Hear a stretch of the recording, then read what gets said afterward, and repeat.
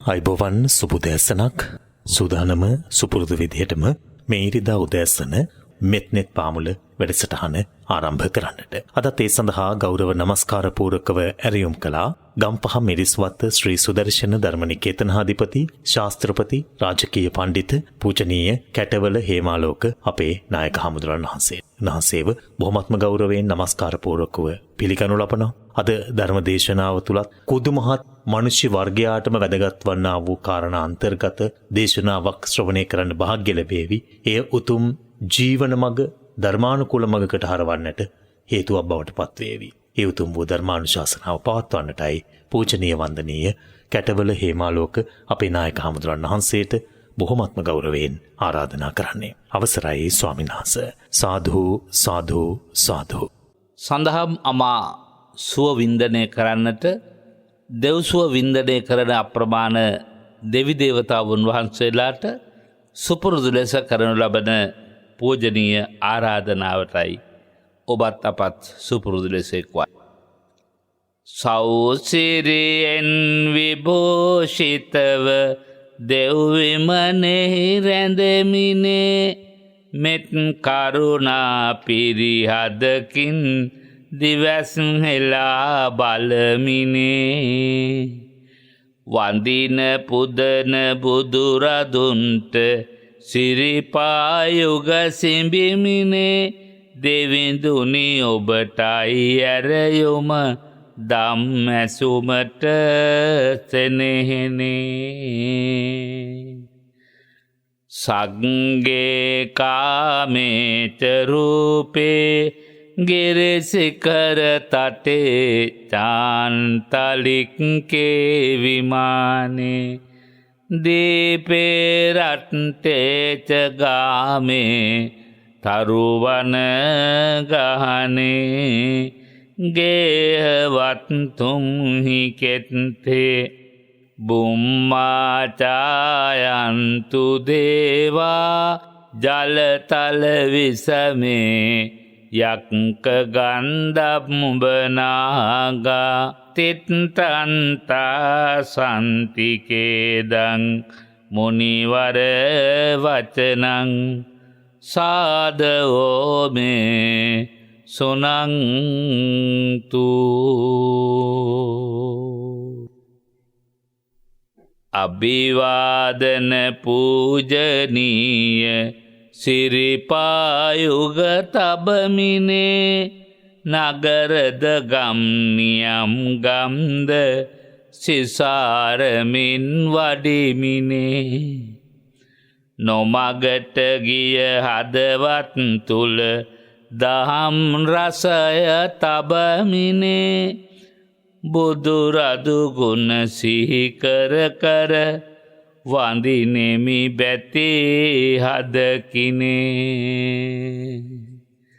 නමෝ තස්ස භගවතෝ අරහතෝ සම්මා සම්බුද්දස්ස නමෝ තස්ස භගවතෝ අරහතෝ සම්මා සම්බුද්දස්ස නමෝ තස්ස භගවතෝ අරහතෝ සම්මා සම්බුද්දස්ස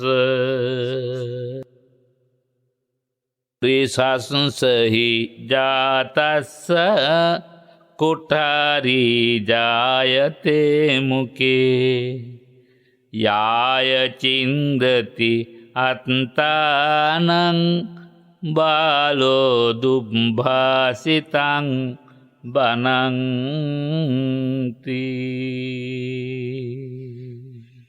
ලෝතුරු අමා දහමට නැමුණු හදවත් ඇති ඔබ හැම දෙනාටම ඒ දහම් අමාව අත්විඳින්නට පරපුරෙන් පරපුරට වැඩම කරගෙන උතුම් දහම් මන්දිරය මේ දක්වා විවර කොට දී වදාළ පරම පූජනීය මහා සංඝරුවනට අපගේ භක්ති පූර්වක වූ ගෞරව ආදරේ පිරුණා වූ ආශිර්වාදයේ වේවා සියලු දෙනා වහන්සේලාගේ ආශිර්වාදය සුපුරුදු ලෙස ඔබටත් අපටත් වේවා කියන ප්‍රාර්ථනාවෙන් අවසර අයද සිටින්නට ඕනෑ.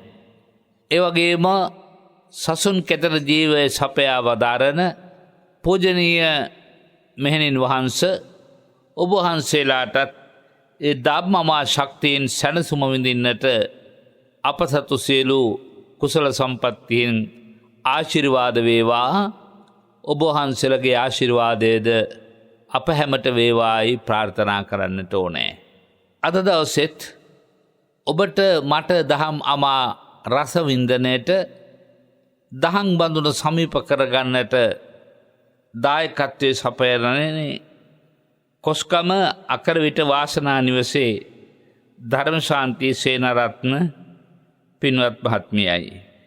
එතුමියගේ උතුම් ප්‍රාර්ථනාවන් අතරත ආදරණීය පියාණන් වහන්සේට නිවන් සුව අධිෂ්ඨාන කරවීම, එවැගේම සුජීවත්ව වාසය කරන 81 වෙනි වියෙහි පසුවන එල්.පී. කමලාවතී අම්මාට නිදුක් නිරෝගී සුව ප්‍රාර්ථනා කිරීම ඇතුළු ආදරණීය පුතුගේ ජන්මදිනය වෙනුවෙන් ආදරණීය ස්වයං පුත්‍රයාණන්ට නිදුක් නිරෝගී දීර්ඝායුෂ ප්‍රාර්ථනා කිරීම ඇතුළු තමන් ගෘහස්ත ජීවිතයේ සියලු දෙනාටම යහපත සපත සැනසෙල්ල වගේ මුළු මහත් ලෝකයටම නිදුක් බව නිරෝගී බව ප්‍රාර්ථනා කරමිනුයි අද දවසේ දායකත්වයේ දරන්නේ. ඒ වගේම දහම් දේශක අපටත් සම්බුද්ධ ශාසනයට දිරිය විරිය ළඟා කර දෙන සියලුම උත්තම මහා සංඝරත්නයටත් ආර්ය ධර්මාවබෝධය වේවා කියන ප්‍රාර්ථනාවෙනුයි අද එම දායකත්වයේ සැරසී සිටින්නේ. අප හැමට සෙත් පතන පින්වත් ධර්මශාන්ති සේනාරත්න මහත්මිය සැබවින්ම අපට ධර්මයේ ශාන්තිය උදාපත් කරගන්න ශක්තිය දෙනවා. කෙනෙකුගේ ජීවිතයට නම හුඟක් වැදගත්. සමහර නම් දරුවන්ට මව්පියෝ තබන විට අනාගතයේ ඒ අයගෙන් ලෝකයට වෙන යහපත තම තමන්ට වන යහපත ගැන කල්පනා කරන මව්පියන්ට පුදුම දිවසක් තියෙනවා ඒ නම් සඳහන් කිරීමන. දෙස බලන විටේ නමේ අර්ථය පශ්චාත් කාලීන ජීවිතයේ පවත්වාගෙන යනකොට කොච්චර අර්ථවත් වෙනවද කියන කාරණේ මත. ධර්මශාන්ති මහත්මියත් එහෙමයි. එතුමියගේ නමේ ස්වභාවයටම අර්ථයටම ගැළපෙන විදිහේ ජීවිතයක් ගත කරන්නට දරන ලද වෑයමේ තවත් ප්‍රතිඵලයක් වශයෙන් ඔබට අපට මේ ධර්මදේශනාවේ රසවින්දනය කරන්නට අවශ්‍ය ශක්තිය ලබා දෙනවා. එබැවින් පින්වත් මාතාවෙනි, ඔබතුමියගේ යහපත් ප්‍රාර්ථනා ඉෂ්ට සිද්ධ වෙන අතරේ ඔබතුමියටද නිදුක් බව, නිරෝගී බව, සුවපත් බව, දීර්ඝායුෂීයම වේවා කියලා ප්‍රාර්ථනා කරන්නට කැමැති. ධර්මකාමී වාසනාවන්ත පින්වත්නි, ධර්මයට නැමිච්ච, ධර්මයට ලංවෙච්ච, ධර්මයේ තුල ජීවත් වන, තමා තුල ධර්මයේ ජීවත් කරවන හෘද సంతානයක් ඇති ශ්‍රාවකයාට ශ්‍රාවිකාවට ජීවිතේ නොයෙක් උවදුරු පැමිණෙන විට අන්තිම මොහොතේ හෝ ඒ උවදුරු වලින් අත්මිදී ගන්න ඒ සීල සම්පත්තිය මහත් උපකාරයක් කරනවා. ඒ නිසා තමයි ධම්මෝ හවේ රක්කති ධම්මචාරී කිව්වේ.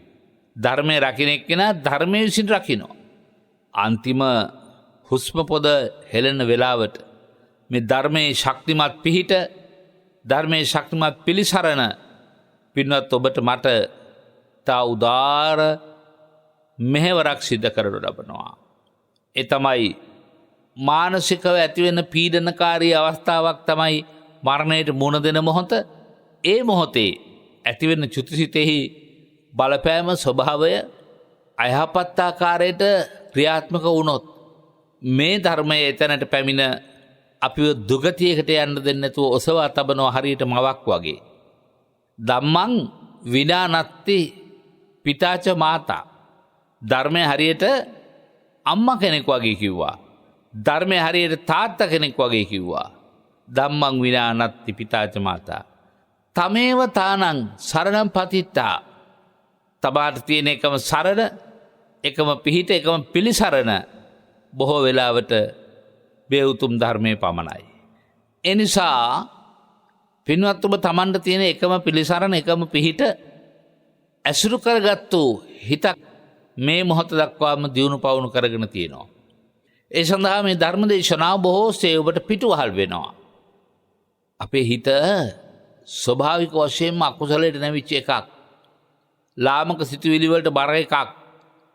අපි මේ දිනවල දිගටම සාකච්ඡා කරමින් ඉන්නේ අපේ සිත තුළ ඇතිවෙන ලාමක අකුසල් අතර ක්‍රෝධී සිත කොතරම් භයානක විපත් අපට ළඟා කර දෙනවද කියන කාරණාව සාකච්ඡා කරන්න දැන් ධර්මදේශනා 7-8ක ප්‍රමාණයක් දෙවෙනුවෙන් වෙන් කළා. තවත් කොතෙක් ධර්මදේශනා වෙන් කළත් කාර්යයක් නැහැ. මොකද මේ ධර්මය හොඳින් වටහා ගත්තොත් ඒ වටහාගෙන මේ කාරණයට අපේ හිත ඒකේ ක්‍රෝධයට හිත නැඹුරු වෙන්න නොදී පවත්වා ගත්තොත් පින්නත් ඔබට එයින් ඇතිවෙන යහපත සැනසෙල්ල අප්‍රමාණ නිසායි මේ එකම කාරණාව සඳහා මෙතරම් දේශන ගණනාවක් සිදු කරන්න අපි කල්පනා කළේ. පින්වත්නි අපි අදත් මාතෘකා කළේ කෝකාලික සූත්‍රයයි. භාග්‍යවතුන් වහන්සේ වදාළ ගාථා රත්නයක්ගේ ධර්ම දේශනාවට මම මාතෘකා කළා. ස්වාමින්දයන් වහන්සේලා එක්තරා භික්ෂුවක් පදුම කියන නිරයට පැමිණි බව භාග්‍යවතුන් වහන්සේට එක්තරා ප්‍රක්පරාජයෙක් ඇවිල්ලා ඉදිරිපත් කළාම එය පාදක කරගෙන ස්වාමීන් වහන්සේලාට වදාළ ගාථාවක්.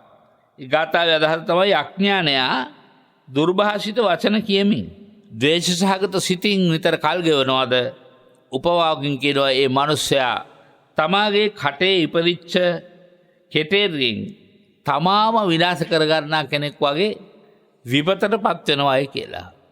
අපි බලමු සංයුක්ත නිකාය බ්‍රහ්ම සංයුත්තේ කියන කොටසෙහි මේ ဒုတိ ය කෝකාලික සූත්‍රය ඇතුළත් වෙන්නේ.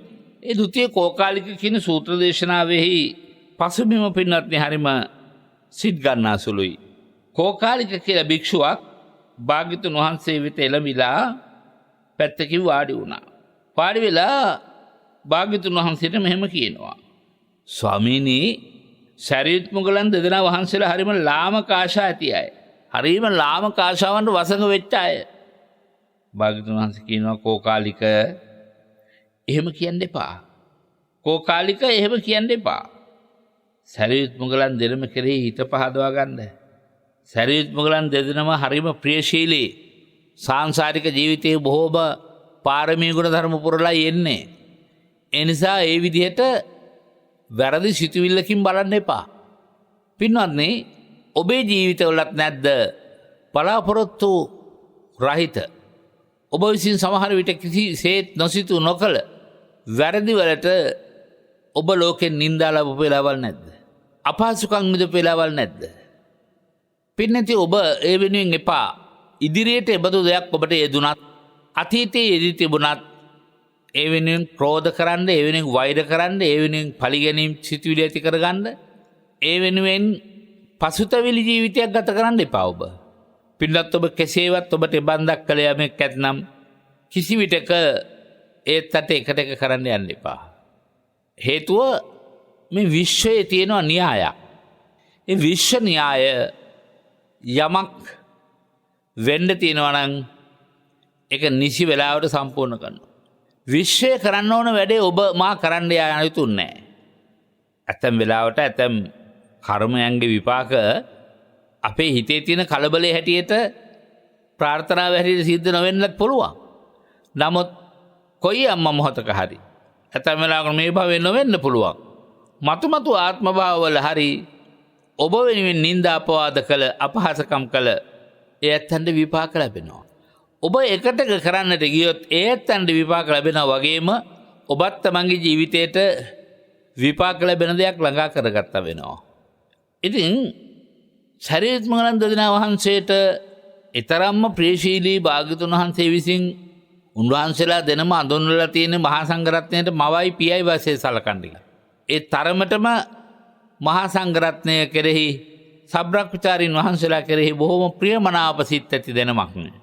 ඒ දෙනමට මෙබන්දක් අහන්න ලැබෙන්නේ කෝකාලික භික්ෂුවකින් වුණත් සංසාරික ජීවිතයේ කරපු අකුසල කර්මවල විපාකයක් හැටියට.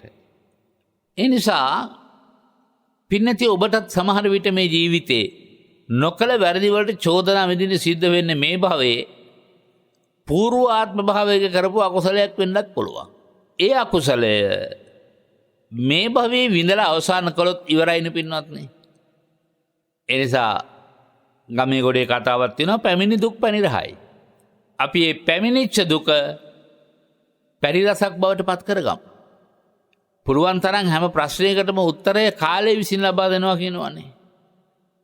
පින්නත් ඔබත් මාත් ඒ නිසා කලබල විය යුතු නැහැ ජීවිතේ මොනම ප්‍රශ්නයක් ආවත්. සංසුන්ව නිශ්ශබ්දව හරියට ගලා යන ගගක් දිහාවේ පැත්තකින් ඉඳලා බලා ඉන්න කෙනෙක් වගේ ඔබේ ජීවිත ගංගාවට එළමෙන යමක් ඇද්ද? ඒ සියල්ල දිහාවේ ප්‍රියමනාපව බලමින් ඒකට අවශ්‍ය ධර්මෝපදේශයක් ධර්ම කාරණයක් තියෙනවා නම් ඒක මෙනෙහි කරමින් කල් ගෙවන්න. අපි ධර්මයේම කියන වචනය නොකියුවත් පින්නත් ඔබේ ජීවිතයට එන නොයෙක් දුක් කරදර නිന്ദා පහස විතරක් නෙමෙයි අලාභ කියලා අපි හිතමු. ඔබ හැදූතනු දරුවන්ගෙන් ඔබට වෙනස්කම් විඳින්න සිද්ධ වෙනවා කියලා හිතමු.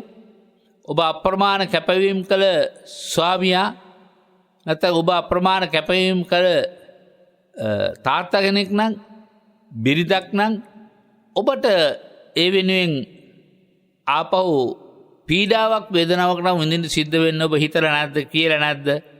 අනේ මට මේ මොන කර්මයක් නිසා මෙහෙම වුණාද කියලා. අන්න ඔබ තුල ධර්මයේ ක්‍රියාත්මක වෙනවා. කර්මයක් කියලා හිතෙනවා නම් ඒකාන්තයෙන් ඒ කර්මයට ඔබ තව කර්ම එකතු කරගන්නේ නැහැ. කර්මයේ තියෙන විපාක විඳලා ඉවර කරන්න. අපි ඇත්තටම මේ භවයට ආවේ කර්ම විපාක විඳලා ඉවර කරන්න. පුණ්‍ය කර්ම විපාක වේවා පාප කර්ම විපාක වේවා දෙකම විඳලා අවසන් කළ හිත තමයි නිවන් දකින්න හිත වන්නේ. පාප කර්ම වල විපාක වලට විතරක් නෙමෙයි මේ කියන්නේ. පුණ්‍ය කර්ම වල විපාකත් එහෙමයි. අපි පාප කර්ම වල විපාක නම් නැවත නැවත මතු ආත්ම භව වල විපාක නොවේවා මේ භවයේ මහවර වේවා කියලා ප්‍රාර්ථනා කරන එක හොඳට කරනවා.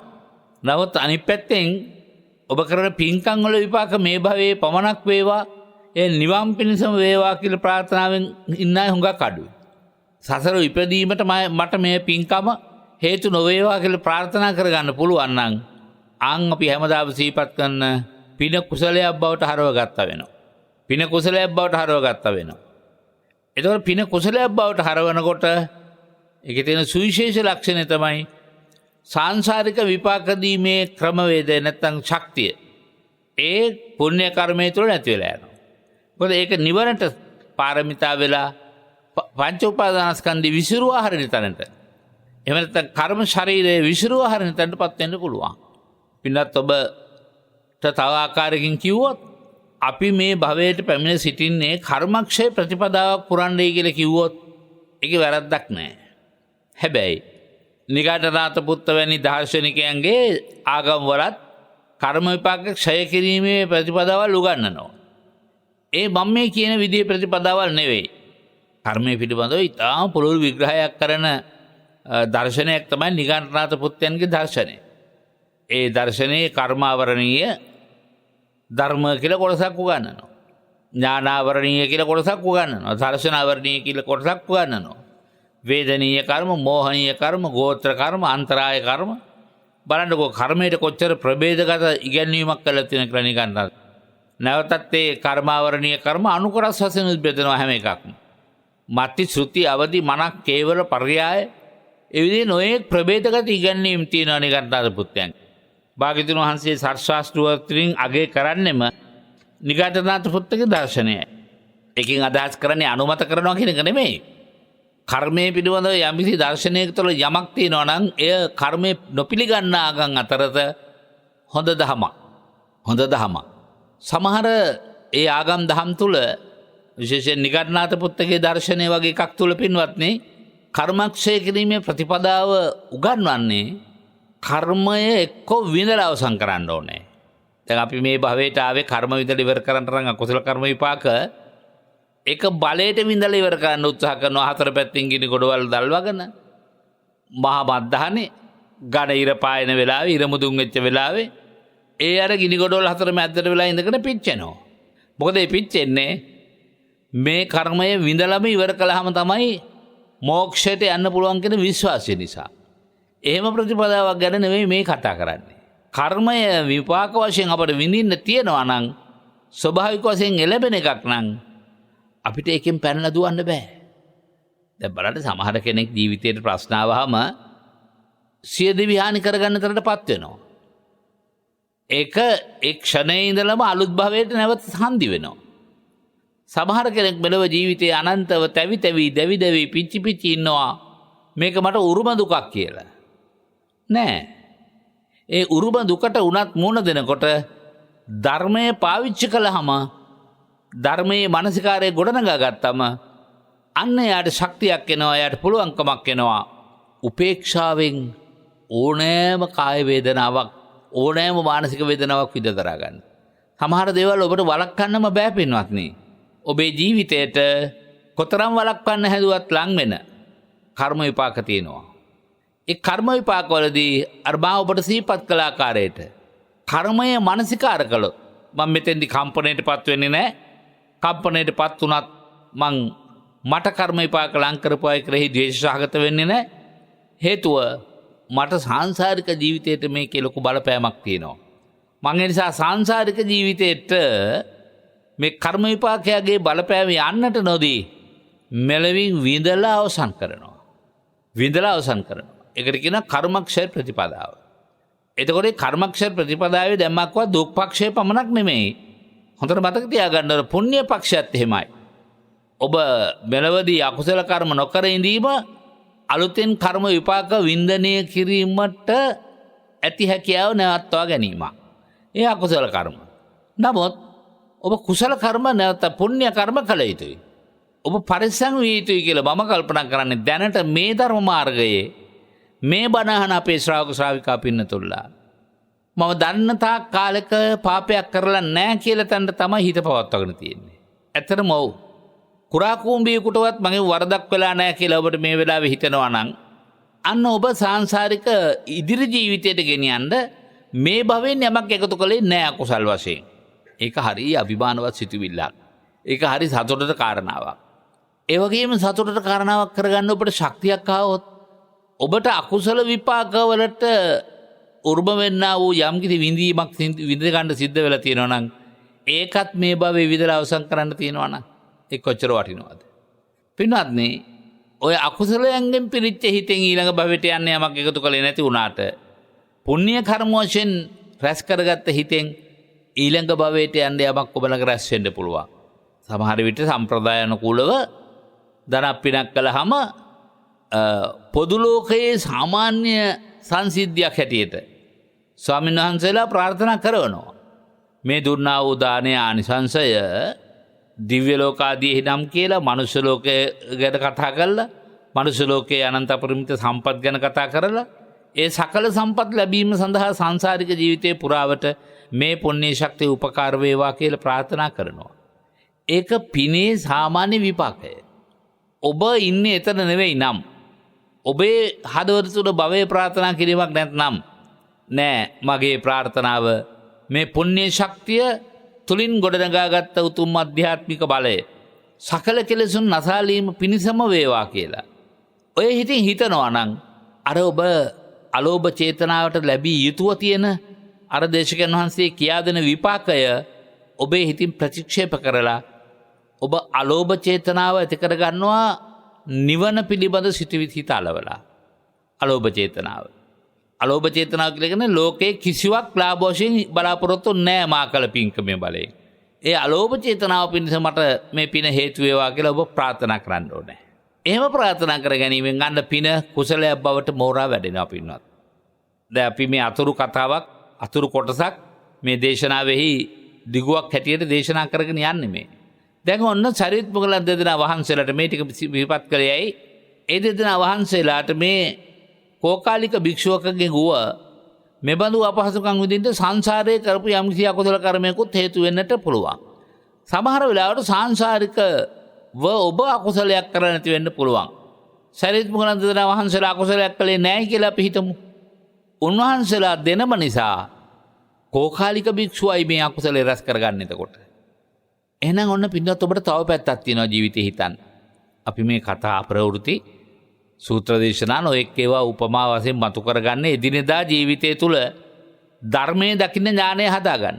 දහම් මැදින් ඒ දිහා බලන්න අවශ්‍ය කරන ශක්තිය ළඟා කර දීම සඳහායි. ඒ වගේ සමහර විට අර හැම දෙයක්ම පෙර කරන ලද අකුසල කර්ම විපාකයක් නිසාමයි කියන පදනමට ආවොත් අපේ හිත වැරදි තැනකට යනවා ධර්ම මාර්ගයේ. ඒ තමයි පුබ්බේකත හේතුවාදය. ඒ නිසා පින්නත් ඔබට ඒ පැත්තත් හිතන්න මං කියලා දෙන්න ඕනේ. සමහර විට ඔබ හිතනවා ඇයි මට මෙහෙම වෙන්නේ? මම මේ භවයේ කිසි කෙනෙකුට කිසිදාක වරදක් කරනවා තියා හිතින් හිතලවත් නැහැ. එහෙව් මට වරදක් නොකර වරදක් කළා කියන චෝදනාව අහන්න වෙන්නේ ඇයි? එහෙම නැත්නම් මම කොච්චර දේ කළත් හරියට අන්තිමට මට දැනෙන්නේ නයින්ට කිරිපෙව්වා වගේනේ. ඇයි මට මෙහෙම වෙන්නේ? අන්න පින්නත් ඔබ ඊළඟට හිතනවා. එහෙනම් මේක මගේ වරදක් නොවෙන්න පුළුවන්. මේක මගේ වරදක් නොවෙන්න පුළුවන්. මාව මුල් කරගෙන මා කරන මෙහෙවරට ඊර්ෂ්‍යා සහගත වන්නා වූ මා කරන මෙහෙවර ඇසුරු කරගෙන ඇති වෙන කීර්තියට දරාගත නොහැකි චේතනාවන්ගෙන් යුක්ත වූ පිරිසක් විසින් හෝ පුද්ගලයෙක් විසින් මට මේ විදිහට නින්දා පරවශ කරුණු ඉදිරිපත් කළාට මට කරන්න දෙයක් නැහැ. මගේ හෘද సంతානයේ අතීත සංසාර අකුසල කර්මයන්ගෙන් මුත් වැළකීච්ච එකක් මේ භවයේ වැළකීච්ච එකක් මේ ආවේ කර්ම විපාකයක් නොවේ. මා නිසා තව කෙනෙක් කර්ම විපාක උපදවා ගැනීමක්. ඒ හින්දා මම එබඳු අයට උත්තර පත්‍ර බඳින්න යාමෙන් මම කර්ම විපාකයක් ඇති කරගන්නෙත් නෑ කියන තැනට ඔබේ හිත ශක්තිමත් කරගන්න ඕන. ඒක හරිම අමාරු වැඩක්. හරි අමාරු වැඩක්. නිෂ්කාරණේ ඔබේ දොර ළඟට ඇවිල්ලා ඔබට නින්දා අපවාද කරනවා නම් එහෙම නැත්නම් ඔබට දුරකථනයෙන් නින්දා අපවාද කරනවා නම් අපේ ගමේ ගොඩේ වචනෙන් කියනවා නම් ඔබ කොච්චර හොඳ කළත් ඔබේ කීර්තිය දරා ගන්න බැරුව ඔබ තැනකට ගියාම අනිත් අයත් එක්ක හින් පාස් කරනවා කියලා අපි කියන්නේ. එහෙම කරනවා නම් ඒ වගේ දේවල් වලදී ඔබ හිතන්න එපා මේක කර්ම විපාකයක්. හැම එකටම කර්ම විපාකයක් ගන්න එපා. ඔව් ඔක එහෙම හැටි තමයි. ඔය ඊර්ෂ්‍යා සිතක හැටිනේ කියලා හිතින් හිත හදා ගන්න ඕනේ. දැන් මේ අනුන්ගෙන් Tamanට වෙන ඒවා ගැන මෙච්චර කතා කළේ. එතකොට Taman පරිසම් වෙන්න ඕනේ. තමාගෙන් අනුන්ටත් යමක් නෙවෙයි විදියට කියවෙන්න පුළුවන්. කෙරෙන්න පුළුවන්. එතන බොහොම සියුම් තැනක්. සියුම් තැනක්. සමහර විට අපි හිතමු ඔබ පෙර කරපු අකුසලයක් නිසා ඔබට අර දයගසවුන් වහන්සේට වගේ නිෂ්කාරණේ යමක් විඳින්න සිද්ධ වෙනවා. ඔබ ඒකට එකට එක කියන්නේ යාමෙන් අලුතෙන් කර්ම රැස් කිරීමක් න සිද්ධ වෙන්නේ. ඒක කර්මක්ෂය ප්‍රතිපදාවට ඇතුළත් වෙන්නේ නැහනේ. හැම වෙලාවෙම නිවන් දකින්න බලාපොරොත්තු වෙන කෙනෙකුගේ හිත තුළ නැත්නම් අකුසලයෙන් අකුසලයේ පෝෂණය කරගන්න බලාපොරොත්තු නොවන හිතක් තුළ මතක් වෙන්න ඕන කර්මක්ෂය ප්‍රතිපදාව. මම මේ භවයට ආවේ අලුතෙන් කර්ම රැස් කරන්නට නොව මේ භවයට මං ආවේ අලුතෙන් කර්ම රැස් කිරීමත් වළක්වලා පරණ කර්ම වල විපාක විඳීමත් අවසන් කරන්නයි කියන තැනටයි පින්නත්නි ඔබේ හිත පැමිණෙන්න ඕනේ. දැන් භාග්‍යවතුන් වහන්සේ කෝකාලික භික්ෂුවට සිහිපත් කරනවා ඔබ පව් රැස් කරගන්න එපා. සරියුත් මුගලන් දෙදෙනා වහන්සේලා මව්පියෝ වගේ. දෙවෙනි වතාවට කිව්වත් කෝකාලික භික්ෂුන් වහන්සේ අර ප්‍රකාශයෙන්ම නැවත කරනවා ස්වාමීනි ඔබ වහන්සේ කොහොම කිව්වත් උන්වහන්සේලා දෙනම ලාමක අදහස් ඇති අය. අපවිත්‍ර අදහස් ඇති අය. භාග්‍යවතුන් වහන්සේ ආයෙත් කියනවා එහෙම කියන්න එපා කෝකාලික එහෙම කියන්න එපා. වතා තුනක් මේ විදිහට කිව්වට කෝකාලික ඇහුවේ නැහැ. චෝදනා නින්දාව කරනවා. මේ කවුරු ඉදිරියේද පින්වත්නි? බුදුරජාණන් වහන්සේ ඉදිරියේ. ඒකට කොයිතරම් නොහික්මුණු సంతානයක් කෝකාලික භික්ෂුව තුල තිබ්බද කියලා බලන්න. තුන් වතාවක්ම බුදුහාමුදුරුවෝ අවවාද කළා. තුන් වතාවෙම අවවාදය ඇහුවේ නැහැ. ඒ වගේ පින්නත් ඔබටත් හමු වෙලා නැද්ද? පළවෙනි වතාව, දෙවෙනි වතාව, තුන්වෙනි වතාව අවවාද කරත් මේ වැරද්ද කරන්න එපා කියලා. ඒ පිළිනොගෙන මේ වරද මතම ජීවත් වෙන අය කොච්චර හම්බෙලා ඇද්ද? දරුවෝ වෙන්න පුළුවන්, මව්පියෝ වෙන්න පුළුවන්, සහෝදර සහෝදරියෝ වෙන්න පුළුවන්. ඔබට ඇතැම් වෙලාවට වරදින් වළක්ව ගන්න බැරි වුණාම ඔබ මොකද කරන්න ඕන? අපි කතාවට කියනවානේ කරන්න දෙයක් නැහැ. ඉහළ ගියොත් ඉහළ ඵල, පහළ ගියොත් පහළ ඵල. දැන් බුදුහාමුදුරුවෝ ඒ චේතනාවට ඇවිල්ලා නිශ්ශබ්ද වෙනවා. කෝකාලික බුදුහාමුදුරන්ට වැඳලා පැදකුණු කරලා ගියා. ගිහින් වැඩි කල් ගියේ නෑ. ටික දවසකින් කෝකාලික භික්ෂුවගේ මුළු ඇඟේම අබෑට තරම් බිබිලි හටගත්තා. ලොකු කැසීම් රෝගයක් හටගත්තා. බණපොතේ උගන්වනවා ඒවා හරියට අබගෙඩි තරම් වුණා, අබෑට තරම් වුණා, මුං ඇට තරම් වුණා, මෑ ඇට තරම් වුණා. ওই විදිහට විශාල බෙලිගෙඩි තරමට ලොකු වෙච්ච ගෙඩි හැදිලා මුළු ඇඟ පුරාම කෙනෙකුට දකින්න බෑ අප්‍රසන්නයි. කෝකාලික භික්ෂුව ආන් ඒ විදිහට දැඩි ලෙස රෝගයට පත් වෙලා මලහ. පැවිදි වෙලා ඉඳලා මරණයට පත් වෙච්ච කෝකාලික ගිහිල්ලා ඉපදුනේ කොහෙද?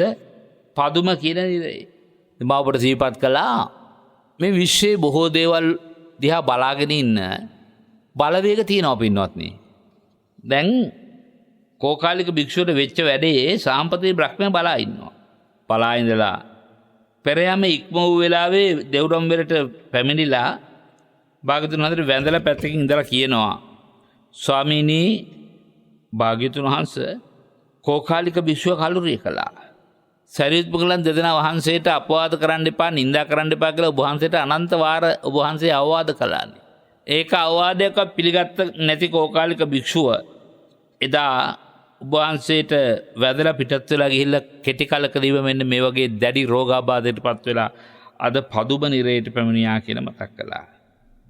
දැන් සාම්ප්‍රදායික බ්‍රහ්මයාගේ මේ ප්‍රකාශනයෙන් පස්සේ සාම්ප්‍රදායික බ්‍රහ්මයා පිට වෙලා ගියා. භාග්‍යතුන් වහන්සේ පහෝදා භික්ෂුන් වහන්සේලා රැස් වෙච්ච වෙලාවේ දිග විවරණයක් කරනවා. හංස නැත්නම් සංඝයා වහන්සේ නැත්නම් ශිෂ්‍ය පුත්‍රයන් වහන්සේ ඔබ වහන්සේලා දන්නවද පදුම නිරේට ගිහිල්ලා ඉන්නවයි කියලා මේ වෙනකොට කෝකාලික භික්ෂුව? ස්වාමීනි ඒක නම් අපි දන්නේ නැහැ. ඔව් සාම්ප්‍රදායික මහා බ්‍රහ්මයාත් මට ඇවිල්ලා මතක් කළා. මහණෙනි පදුම නිරේ කියන එක ඉතා භයානක එකක්. ඒකේ ආයු ප්‍රමාණය කොච්චර දිගද කියලා උපමාවකින්වත් කියන්න පුළුවන් කමක් නැහැ. පින්නත් බෝඩේ තරම් වාර අහලා තිනවා. භාග්‍යතුන් වහන්සේ ඊටාම ජනප්‍රිය උපමාවක් භාවිතා කරලායි කරුණු කියන්නේ.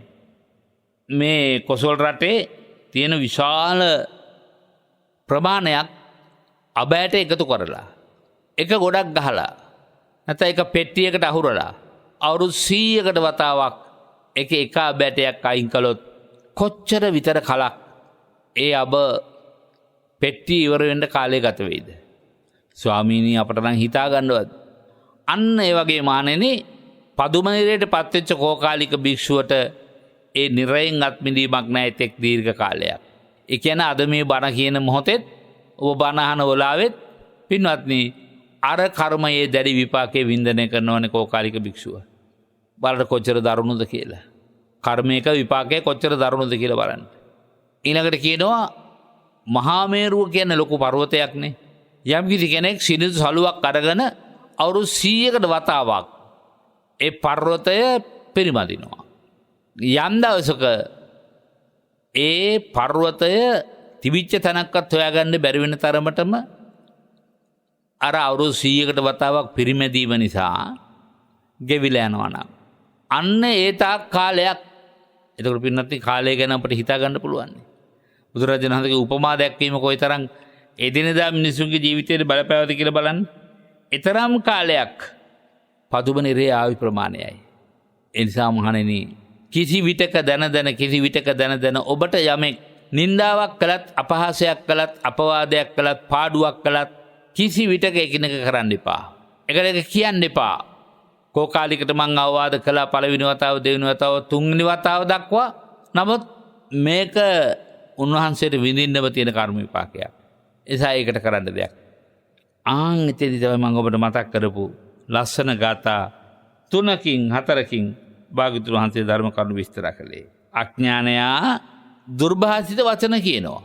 හේතු ඇතුවත් කියනවා, හේතු නැතුවත් කියනවා. ඒකෙන් කරන්නේ තමන්ගේම කටින්දා තමාගේම ගැලසිද ගත්ත කෙටේරියක් ඇති කෙනෙක් වගේ ඒකාන්තයෙන් අභාවයටපත් වෙලා දුගතියටපත් වෙනවා කියන එකයි. ඊළඟට කියනවා යෝ නින්දියං පසංසති තංවා නින්දතිහි සෝ පසංසියෝ විචිනාතිහි මුකේන සෝ කලින් කලිනාතේන සුඛං නවින්දති. ඔන්න හුඟක් වැදගත් කාරණාවක් තියෙනවා පින්වත්නි. වර්තමාන කාලීන වශයෙන් ගත්තත් එහෙමයි. යම්කිසි කෙනෙක් නින්දා කළ යුතු එක්කෙනාට ප්‍රශංසා කරනවා නම් දැන් Tamanට යම්කිසි ප්‍රතිලාභයක් යම්කිසි ගුණවර්ණනාවක් වේවා වෙනත් ලාභ ලෝභයක් වේවා ලං කරලා දෙනවා නම් වැරදි මගින් ජීවත් වෙනා ඉන්නවනේ පින්වත්නි. වැරදි මගින් ජීවත් වෙන මිනිස්සයා කියන්නේ නින්දා කළ යුතු මිනිස්සෙක් නේ. වැරදි විදිහට ධනෝපාර්ජනය කරන මංකොල්ල කන සුරාසල් තබාගෙන ඒ වගේ මුදල් උපයන යම් කිසි කෙනෙක් නැත්තම් ඔබට වේවා පන්සලට වේවා උදව්වක් උපකාරයක් කරනවා නේද? ආන් එහෙම අයට දානපති කියනවා නම් අන්න එයාගේ නම අතනින් ගහනවා නම් අන්න ඒ බඳු අයට තමන්ට ලැබිච්ච ලාභය වෙනුවෙන් සත්ගුණවත් කියන වචනේ ප්‍රකාශ කරනවා නම් ඒක කොච්චර භයානකද? පින්වත්නි නින්දා කළ යුතු පුද්ගලයාට ප්‍රශංසා කරන්නේ කොච්චර භයානකද කියලා දැන් පැහැදිලි. අර ප්‍රශංසා කළ යුතු පුද්ගලයන්ට නින්දා කරනා වගේම නින්දා කළ යුත්තට ප්‍රශංසා කිරීමත් ඉතා භයානක. මේක බොහෝම පරිස්සමෙන් පැවිදි අපි කරන්න ඕන වැඩක්. හේතුව අපට සමහර වෙලාවට ලැබෙන ධන භෝග සම්පත් වේවා දානමාන වේවා වෙන යම් දේවල් වලට කොහොමද ධනය උපදවන්නේ කියන කාරණාව අපි නොදැන ඒත්තන්ට ගුණවර්ණනාවක් කළොත් නොදැනයි කරන්නේ. දැනගෙන කළාද නොදැන කළාද කියන එක නෙවෙයි ප්‍රශ්නේ. භාග්‍යතුන් වහන්සේ වදාරනවානේ දානය දෙනකොට සම්පත් තුනක් පිරිසුදු වෙන්න ඕන කියලා. එකක් වස්තු සම්පත්තිය, අනික චිත්ත සම්පත්තිය, අනික කෙත්ත සම්පත්තිය. එතකොට යමෙක් පූජා කරන වස්තුව පිරිසුදු සංඝවාසයක් හදලා පූජා කළා. එච්චර විහාරයක් හදලා පූජා කළා. ලොකු වියදමක් කළා. නමුත් පස්සෙන් පව් හොයලා බලනකොට මෙවසා ධනෙ හම්බ කරලා තින්නේ අර බුදුරජාණන් වහන්සේ එපා කිව්ව තුලා කූට මාන කූට කංශ කූට මුදලාලි කෙනෙක්. නමුත් හොරට කිල්ලලා හොරට මැනලා අනුන්ගේ ඉඩම් කඩම් කොල්ල කාලා මේ සංඝවාසය නැත්නම් මේ බුදුමඳුර හදලා තියෙන්නේ. ඒ තරක් නෙමෙයි තමන්ගේ නම ගැහුවට රටේ සල්ලි හොරකම් කරපො යම් යම් දේශපාලනඥයෝ ගැන හිතමු. අපි කොයිතරම් අගය කරනවද ඒගොල්ලන්ගේ නම ගහලා. එහෙම වෙන අවස්ථාවල අපිට ඕනෑ තරම් අත්දකින්න පුළුවන්. පස්සෙන් පහුව අපිට ආරංචි වෙනවා. අවලා හරි හොරේ. පොදු මහජනයාගේ දේපොළ මේ ආකාරයට කොල්ල කාපු කෙනෙක්.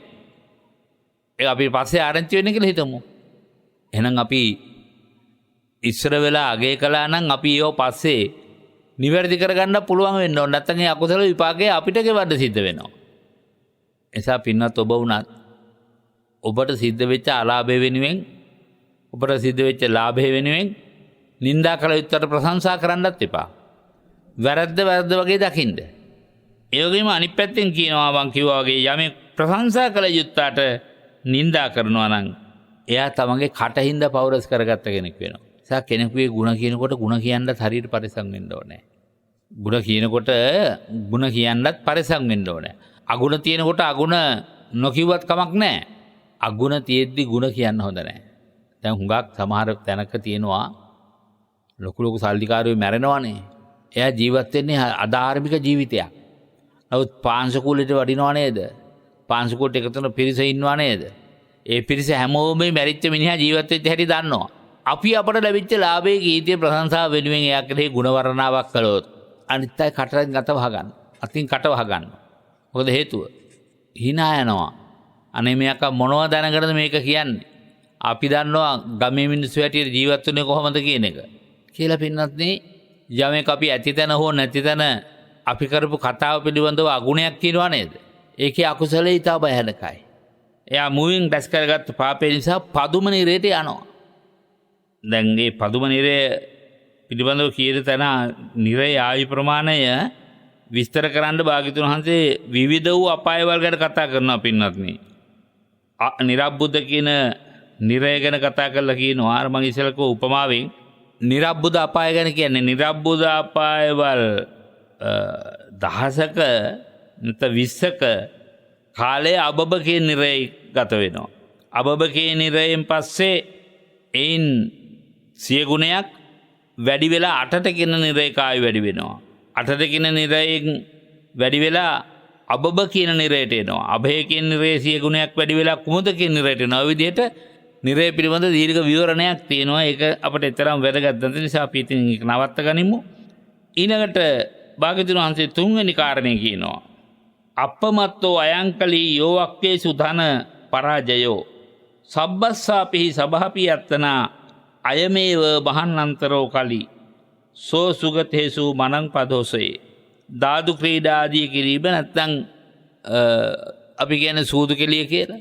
සූදු ක්‍රීඩාවට යමෙක් ඇතුළු වෙලා ලබන යම්කිසි යම් පරාජයක් වෙනවාද තමන් සතු සියලු දේම එයින් නැති වුණත් අර තමන්ගේ කටින් කියපු එක වචනේ තියෙනව නේද?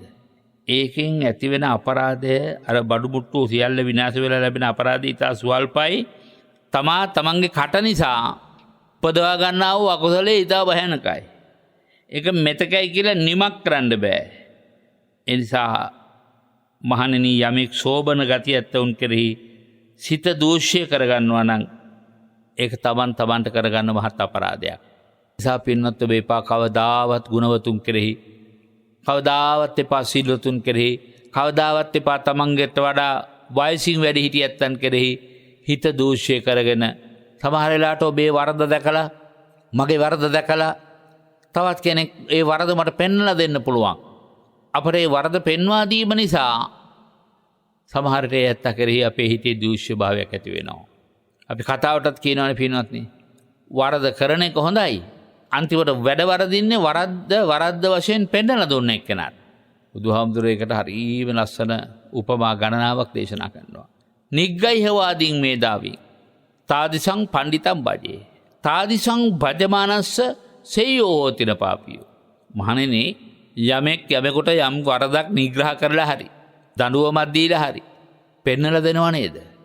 වරද පෙන්නලා දීම සම්බන්ධවමයි අපි ප්‍රශංසා කළ යුත්තේ.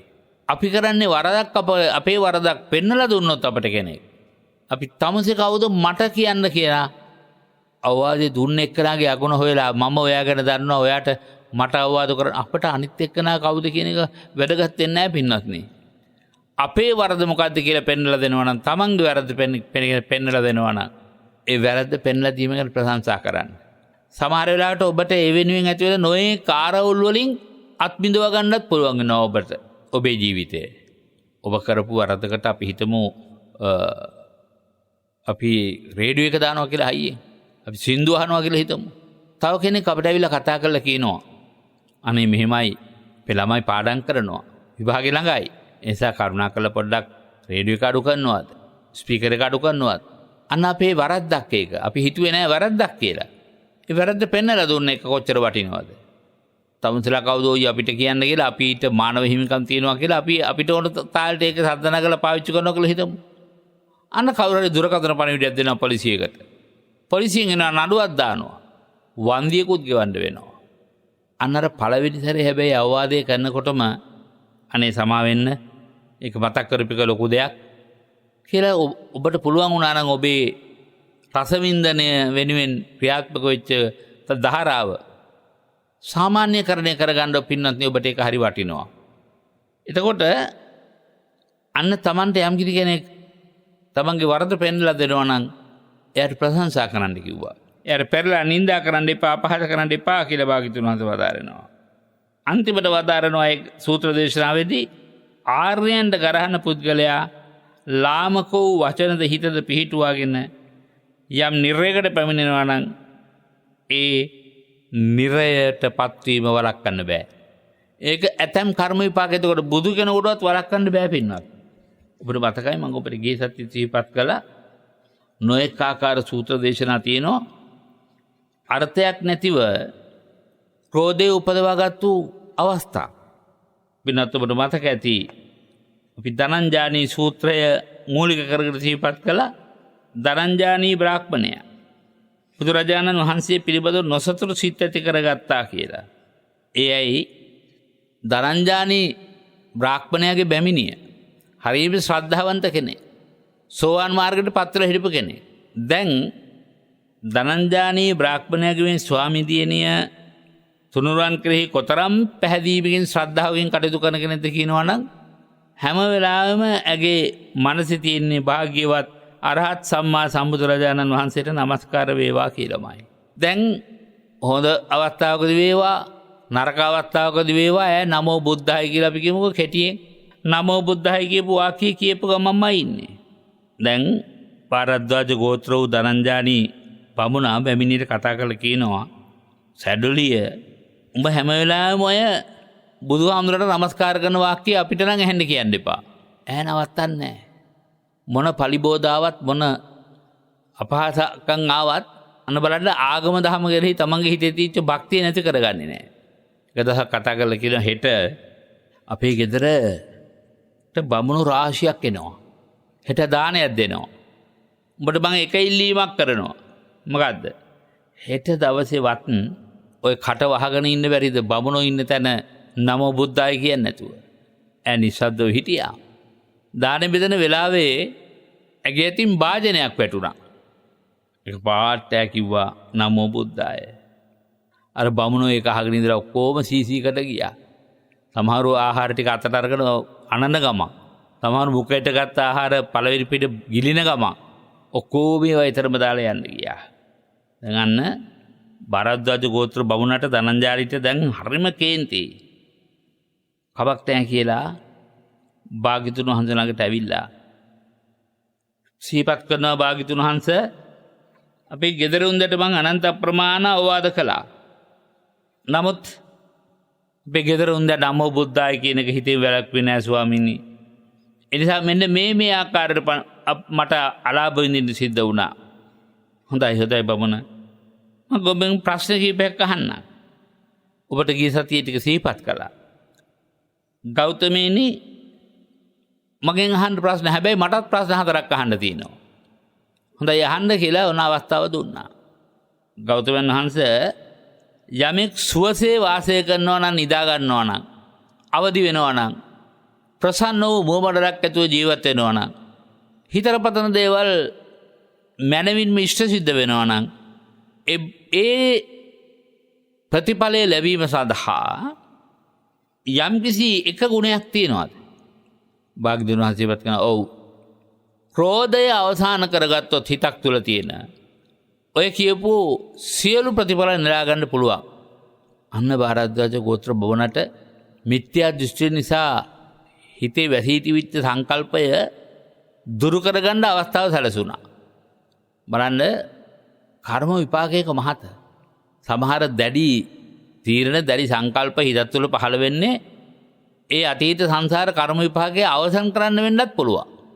දැන් ධනංජානි බ්‍රාහ්මණයා මේ තරම් දැඩි තැනක හිත පිහිටුවාගෙන ක්‍රෝධය බලවත් කරගෙන හිටියේ. එහෙම නැත්නම් මිත්‍යා දෘෂ්ටිය බලවත්ව හිතේ පැවැත්වුවේ භාග්‍යතුන් වහන්සේ මුණ ගැහෙන්න තීච්ච අවස්ථාව නිසා පින්න. සමහරට ඒබඳු මිත්‍යා දෘෂ්ටික තැනක ඒ හිත නොපිහිටියා නම් ධනංජානි බැමිණියට නිന്ദා පරවාද නොකරන්නත් තිබුණා. ධනංජානි බැමිණිය කළ ඒ නම බුද්ධාය කියන ප්‍රකාශනය කෙරෙහි නොකිපෙන්නත් ඉඩ තිබුණා.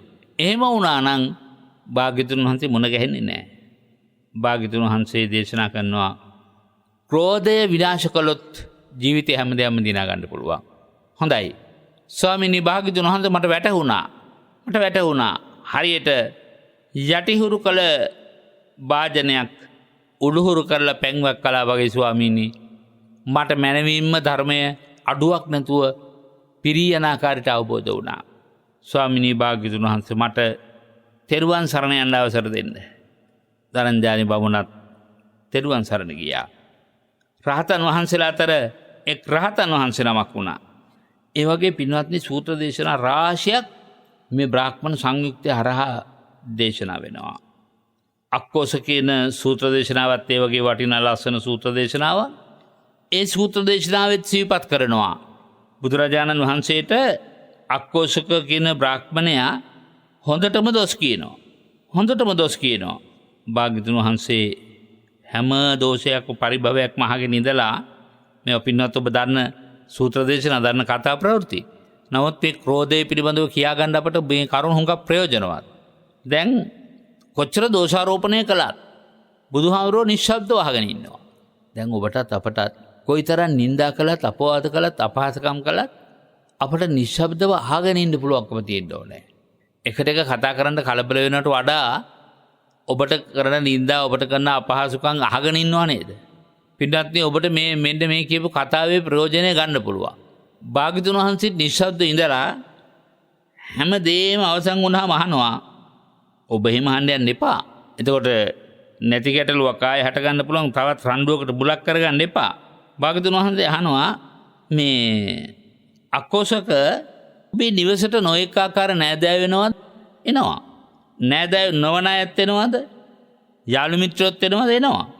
ඒ අයට ඒ වෙලාවෙ හැටියට කෑ යුතු බිය යුතු දෙයක් ඔබ දෙනවද? දෙනවා. ඒගොල්ලෝ ඒක පිළිගත්තේ නැත්තම් ඒක පිළිගත්තේ නැත්තම් අපිම භුක්ති විඳිනවනේ ස්වාමීනි. ආන් එහෙනම් අක්කොසක මමත් ඔය එකක්වත් පිළිගත්තේ නැහැ. උඹම භුක්ති විඳපන්. දැන් ඔබටත් පුළුවන් නම් ඔබේ හදවතින් හිතන්න. ඔබ කියන්න කියන දේ කමන්නේ. මට මගේ දොරකොටට ඇවිල්ලා නැත්නම් මට අල්ලපු වැටේ ඉඳලා මට වනිනවා. මට නිඳා කරනවා අපහාස කරනවා මම එකක්වත් මගේ කියලා කරගන්නේ නැහැ.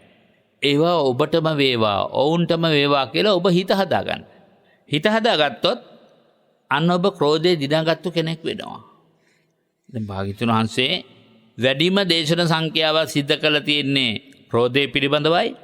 ඒ ක්‍රෝධය පිළිබඳව දේශනා කරපු සූත්‍ර දේශනා සියල්ල එකතු කරලා නැත්නම් අවස්ථා සියල්ල එකතු කරලා වදාරපු ධම්මපදේ වර්ගයක් තියෙනවා පින්නත් කෝධ වර්ගය කියලා. මම හිතා කෙටියෙන් සිහිපත් කළොත් එහි මෙන්න මේ විදිහට කරුණු සඳහන් වෙනවා. දස වැදෑරුම් කෝපය දුරලන්න නවවිද මානයද නිතතින් දුරලන්න දස සංයෝජනෙන් තමසිත මුදවන්න කෙලෙස් කරදරින් නිදෙමින් ජයගන්න. ඊළඟට කියනවා හිත කොහොමද නවත්ත ගන්නේ? අධිවේගයෙන් දුවනා රතරියක් ලෙසින් අවැසි තැනදී ඒරිය නවතනා ලෙසින්. වේගෙන් ගමන් කරන රථයක් තමන්ට අවශ්‍ය කරන තැනදී තිරිංග තද කළ නවත්ත ගන්නවා වගේ. කෝපය උපන්නත් නේරිය බඳු විලසින් නවතා ගත යුතුය ඒරිය දුරා ලෙසින්. බලන්න කොච්චර වටින හරවත් දේශනාවන් තියෙනවද කියලා ක්‍රෝධය සම්බන්ධව. ක්‍රෝධය ක්‍රෝධ නොකිරීමෙන් ජය ගන්න නපුරට යාපතම කරමින් ජය ගන්න මසුරු සිතම දන් දීමෙන් ජය ගන්න බොරුව සත්‍යයම කීමෙන් ජය ගන්න සත්‍ය වචනයෙන් මුව සරසා ගන්න අනුනගේ වරදට නම් කිසිවිට නොකිපෙන්න සුළු දෙයක් උවදානෙට පුද දෙන්න එපිනෙන් හැකි වේවි දෙව්ලොව වෙත යන්න. ඔය විදිහට උපදේශ රත්න රාශියක් තියෙනවා පින්නත්නි. අදට අපි ක්‍රෝධයෙන් ඇතිවෙන ආදීනෝ පිළිබඳව කරපු දේශනාව අවසන් කරනවා. අපි ලබන සතියේ නැවත ආරම්භ කරන්න තිලෝපා කියන මුනිවරයා සොයාගෙන යන ගමන පිළිබඳව තවත් ඉසව්වක්.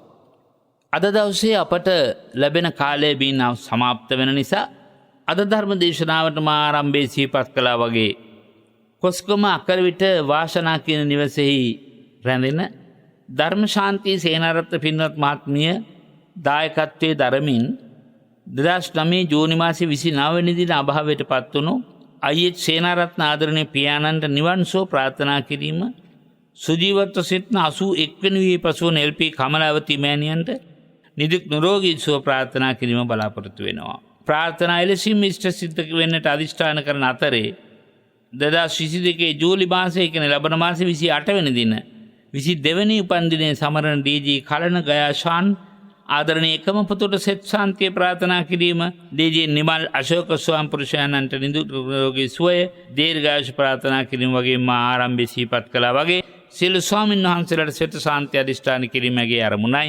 ඒ උත්තම ප්‍රාර්ථනාවන් සඳහා මේ පුණ්‍ය ශක්තිය හේතුපකාර වේවා කියලා අපි ප්‍රාර්ථනා කරනවා. ආකාසට්ටා ච බුම්මට්ටා දේවානාගා මහිද්దికා පුඤ්ඤන්තං අනුමෝදිත්වා චිරං රක්칸තු සම්මා සම්බුද්ධ ශාසනං චිරං රක්칸තු සම්මා සද්ධම්ම දේශනං චිරං රක්칸තු සම්මා සම්බුද්ධ ශාවකන්ති. වහැමට සම්මා සම්බුදු සරණයි සම්මා සම්බුදු පිහිටයි.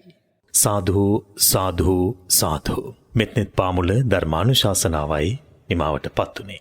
ශ්‍රී සද්ධර්මය නම් අකාලිකයි. ඒ උතුම් වූ අකාලික ධර්මයෙන් සැනසුණු ඔබේ සිත් සතන් තවත් සුවපත් වේවායි කියා ප්‍රාර්ථනා කරමින් ඒ උතුම් ධර්මය මෙත්නෙත් පාමුල හරහා සිතට දෙනන ආකාරයෙන් අනුශාසනා කරමින් ඔබට අපට ධර්මයේ ගුණයන්ම ඉස්මතු කොට පෙන්වා දෙන පූජනීය වන්දනීය කැටවල හේමාලෝක අපේ නායක හාමුදුරන් වහන්සේට නිදුක් නිරෝගී දීර්ඝායුෂ ලැබේවා කියා ප්‍රාර්ථනා කරමින් උතුම් වූ ධර්මාවබෝධය ප්‍රාර්ථනා කරමින් මෙත්නෙත් පාමුලෙන් අපි කෙටි විරාමයකට යමු වෙනවා. හැම දිනාටම තෙරුවන් සරණයි.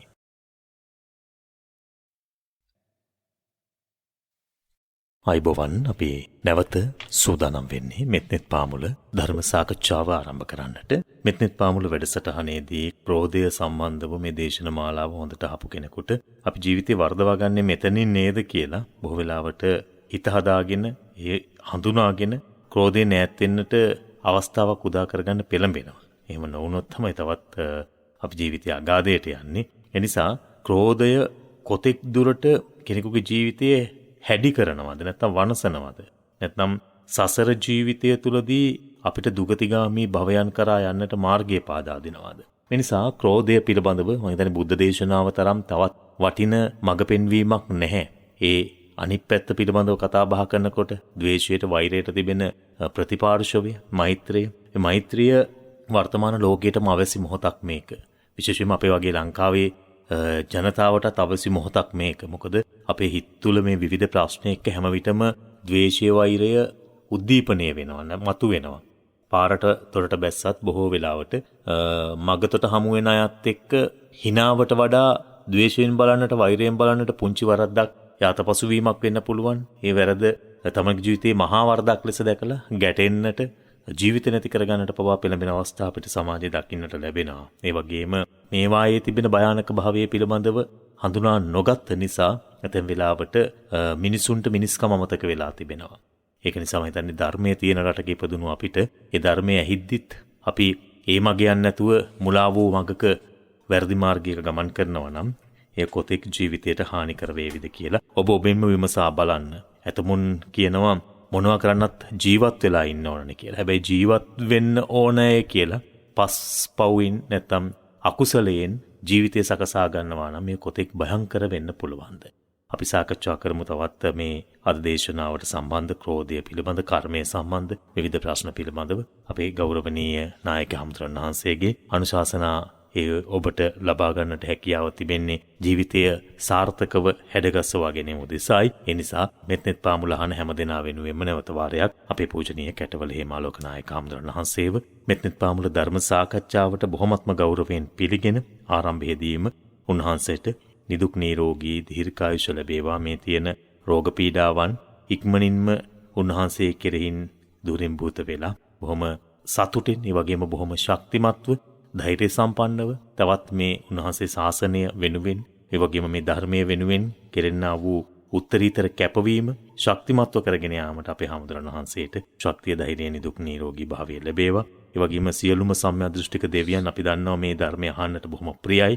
උන්වහන්සේ ධර්මයට බහා සාධාරණයක් සිදු කරන වර්තමානයේ ඉන්න සංඝ පීතෘන් වහන්සේ නමක් උන්වහන්සේ වටා ඒක රාශියෝ මේ බණ අහනව අනුමානයි. ඒ සියලුම සම්‍යක් දෘෂ්ටික දෙවියන්ගේ ආශිර්වාදයේද අපේ පූජනීය කැටවල හේමාලෝක නායක හමුදුරන් වහන්සේට ලැබිලා උන්වහන්සේ තවත් চিරාත් කාලයක් යෙහෙන් වැජබේවා දිගාසිරි ලැබේවා කියලා මෙත්නෙත් පාමුල ධර්ම සාකච්ඡාව ආරම්භ කරන මොහොතේ සමස්ත මේ වැඩසටහන ශ්‍රවණය කරන ඔබ අප සියලු දෙනා තුලම ඒ චේතනාව තබාගෙන අපි ඒ අපේ හමුදුරන් වහන්සේට ආශිර්වාදාත්මක මොකෙන් අනුමෝදන් කරමු.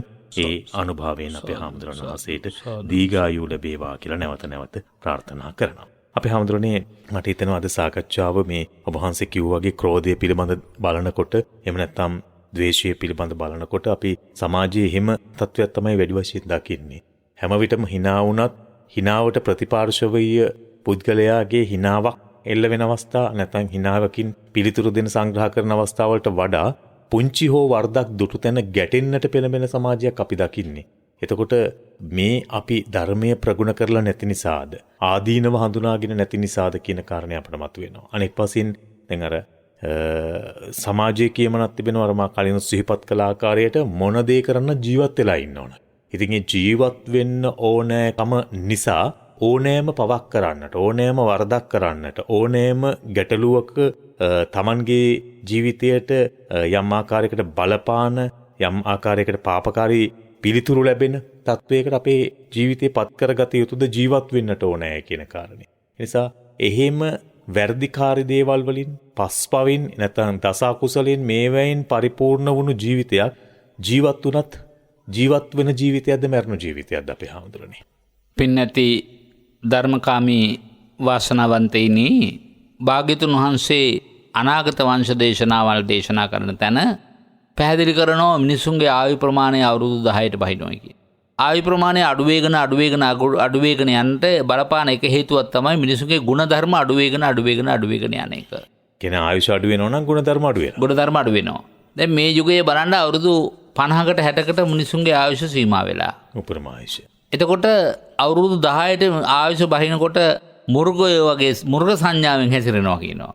එක්කෙනෙක් අනෙක් කෙනා දිහා බලන්නෙම කෝපයෙන්. එක්කෙනෙක් අනෙක් කෙනා දිහා බලන්නෙම බරාගෙන කන චේතනාවෙන්.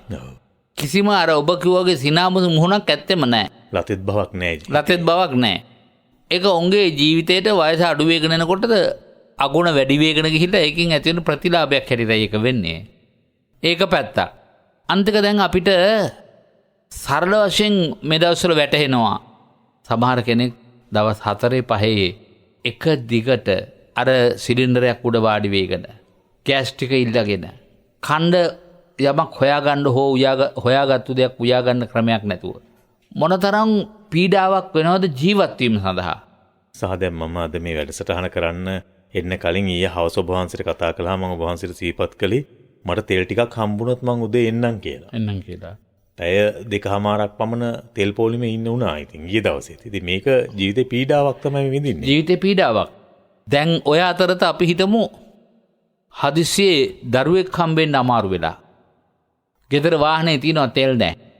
කෙනෙක් පොලිම කඩාගෙන භාග වෙලාවට එනවා ඉතින්. එන්නේ බිරිඳ කෙරෙහි දරුවා කෙරෙහි ඇති සෙනෙහස ඔවුන් ජීවත් කරවා ගන්න බැරි වෙනවා සමහර විට රෝහලට නගින්නේ චොත්. නමුත් ඒක කොරොම විස්තර කරගෙන ඉන්න වෙලාවක් නෙමෙයි. පොලිමෙන් පොඩ්ඩක් ඉස්සරහට ඇවිල්ලා ෂෙඩ් එකෙන් තෙල් ටිකක් ඉල්ලනවා කාරණේ කියලා. තෙල් ටික දෙන්න ඉස්සර වෙලා පිටුපසින් ඉන්න අය ඇවිල්ලා එයාට පහර දෙනවා නම් ඊතර එක්තරා විදිහක මුර්ග සංඥාවක් නෙවෙයිද? තමසේ කවුද ওই පොලිම කඩාගෙන යන්න අපිටත් ප්‍රශ්න තියෙනවා කියලා එහෙමනේ මිනිස්සු ඇඟට කඩාපනින්නේ. එතකොට ඇත්තට මිනිස්සුන්ට ජීවන අමාරුකම් වැඩි වෙනවා. අපි සාධාරණව බලන්න ඕනේ. ජීවත් වීමේ ආයාසකම් අමාරුකම් වැඩි වෙනකොට මිනිස්සුන් තුළ ද්වේෂයත් වැඩි වෙනවා. සමහරට එතන ඉන්නේ පපුව උණු වෙන මිනිස්සු. මාතෘ ගුණයකට සලකන මිනිස්සු අද පාරේ යනකොට භාග වෙලාවට පාර හරස් කරන මිනිස්සු ඇම්බියුලන්ස් එකකටත් යන්න දෙන්නේ නැති තත්ත්වයට අවිල්ලා තිනවා. ඒකට පොව පහර දෙනවා. අපේ සදාචාරාත්මක ගුණ වැඩිච්ච රටක් හැටියට කවදාවත් එහෙම කළේ නැහැ ඉතිහාසයේ. දැන් පාලන ශේෂ්ත්‍රයේ තියෙන දුර්වලකම් නිසා මුළු මහත් සමාජයේම මුර්ගයන් බවට පත් වෙලා තියනවද නැද්ද? ඒක පිළිගන්න වෙනවද නැද්ද? ඒක මිනිස්සුන්ගේ වරදද එතකොට පාලකයන්ගේ වැරද්දද? පාලකයන්ගේ වැරද්ද. ජනතාවගේ මූලික අවශ්‍යතාවයන් ටික ඉෂ්ට කර දෙන්නට බැරිකම තියෙනවා නම් තමන් ඒක දාලා ගිහින් කරන්න පුළුවන් කෙනෙකුට බාර දුන්නාම අපිට කරන්න පුළුවන් කියන අය කරන හැටි බලන්න පුළුවන්. ඒක තමයි මං හිතන්නේ මේ ප්‍රශ්නෙට තියෙන හොඳම විසඳුම. එහෙම නැති වුණොත් මිනිස්සු තුළ තවදුරටත් ද්වේෂය වපිරෙනවා මිසක් මෛත්‍රිය වැඩෙන්නේ නැහැ. ඉතින් මෙතනදී ඒ තිබෙන සියලු ප්‍රශ්න හරි ඔබ වහන්සේ කියනවා වගේ පාලකයන්ගේ වැරදි දූෂිතකම් හොරමැරකම් මේවා නිසා තමයි මේ රට පල්ලමටම වැටුනේ. නැත්තම් අගාධයටම ගියේ. කඩාගෙනම වැටුනේ බංකොලොත් උනේ අපේ සරල වචනයෙන්ම කිව්වොත්.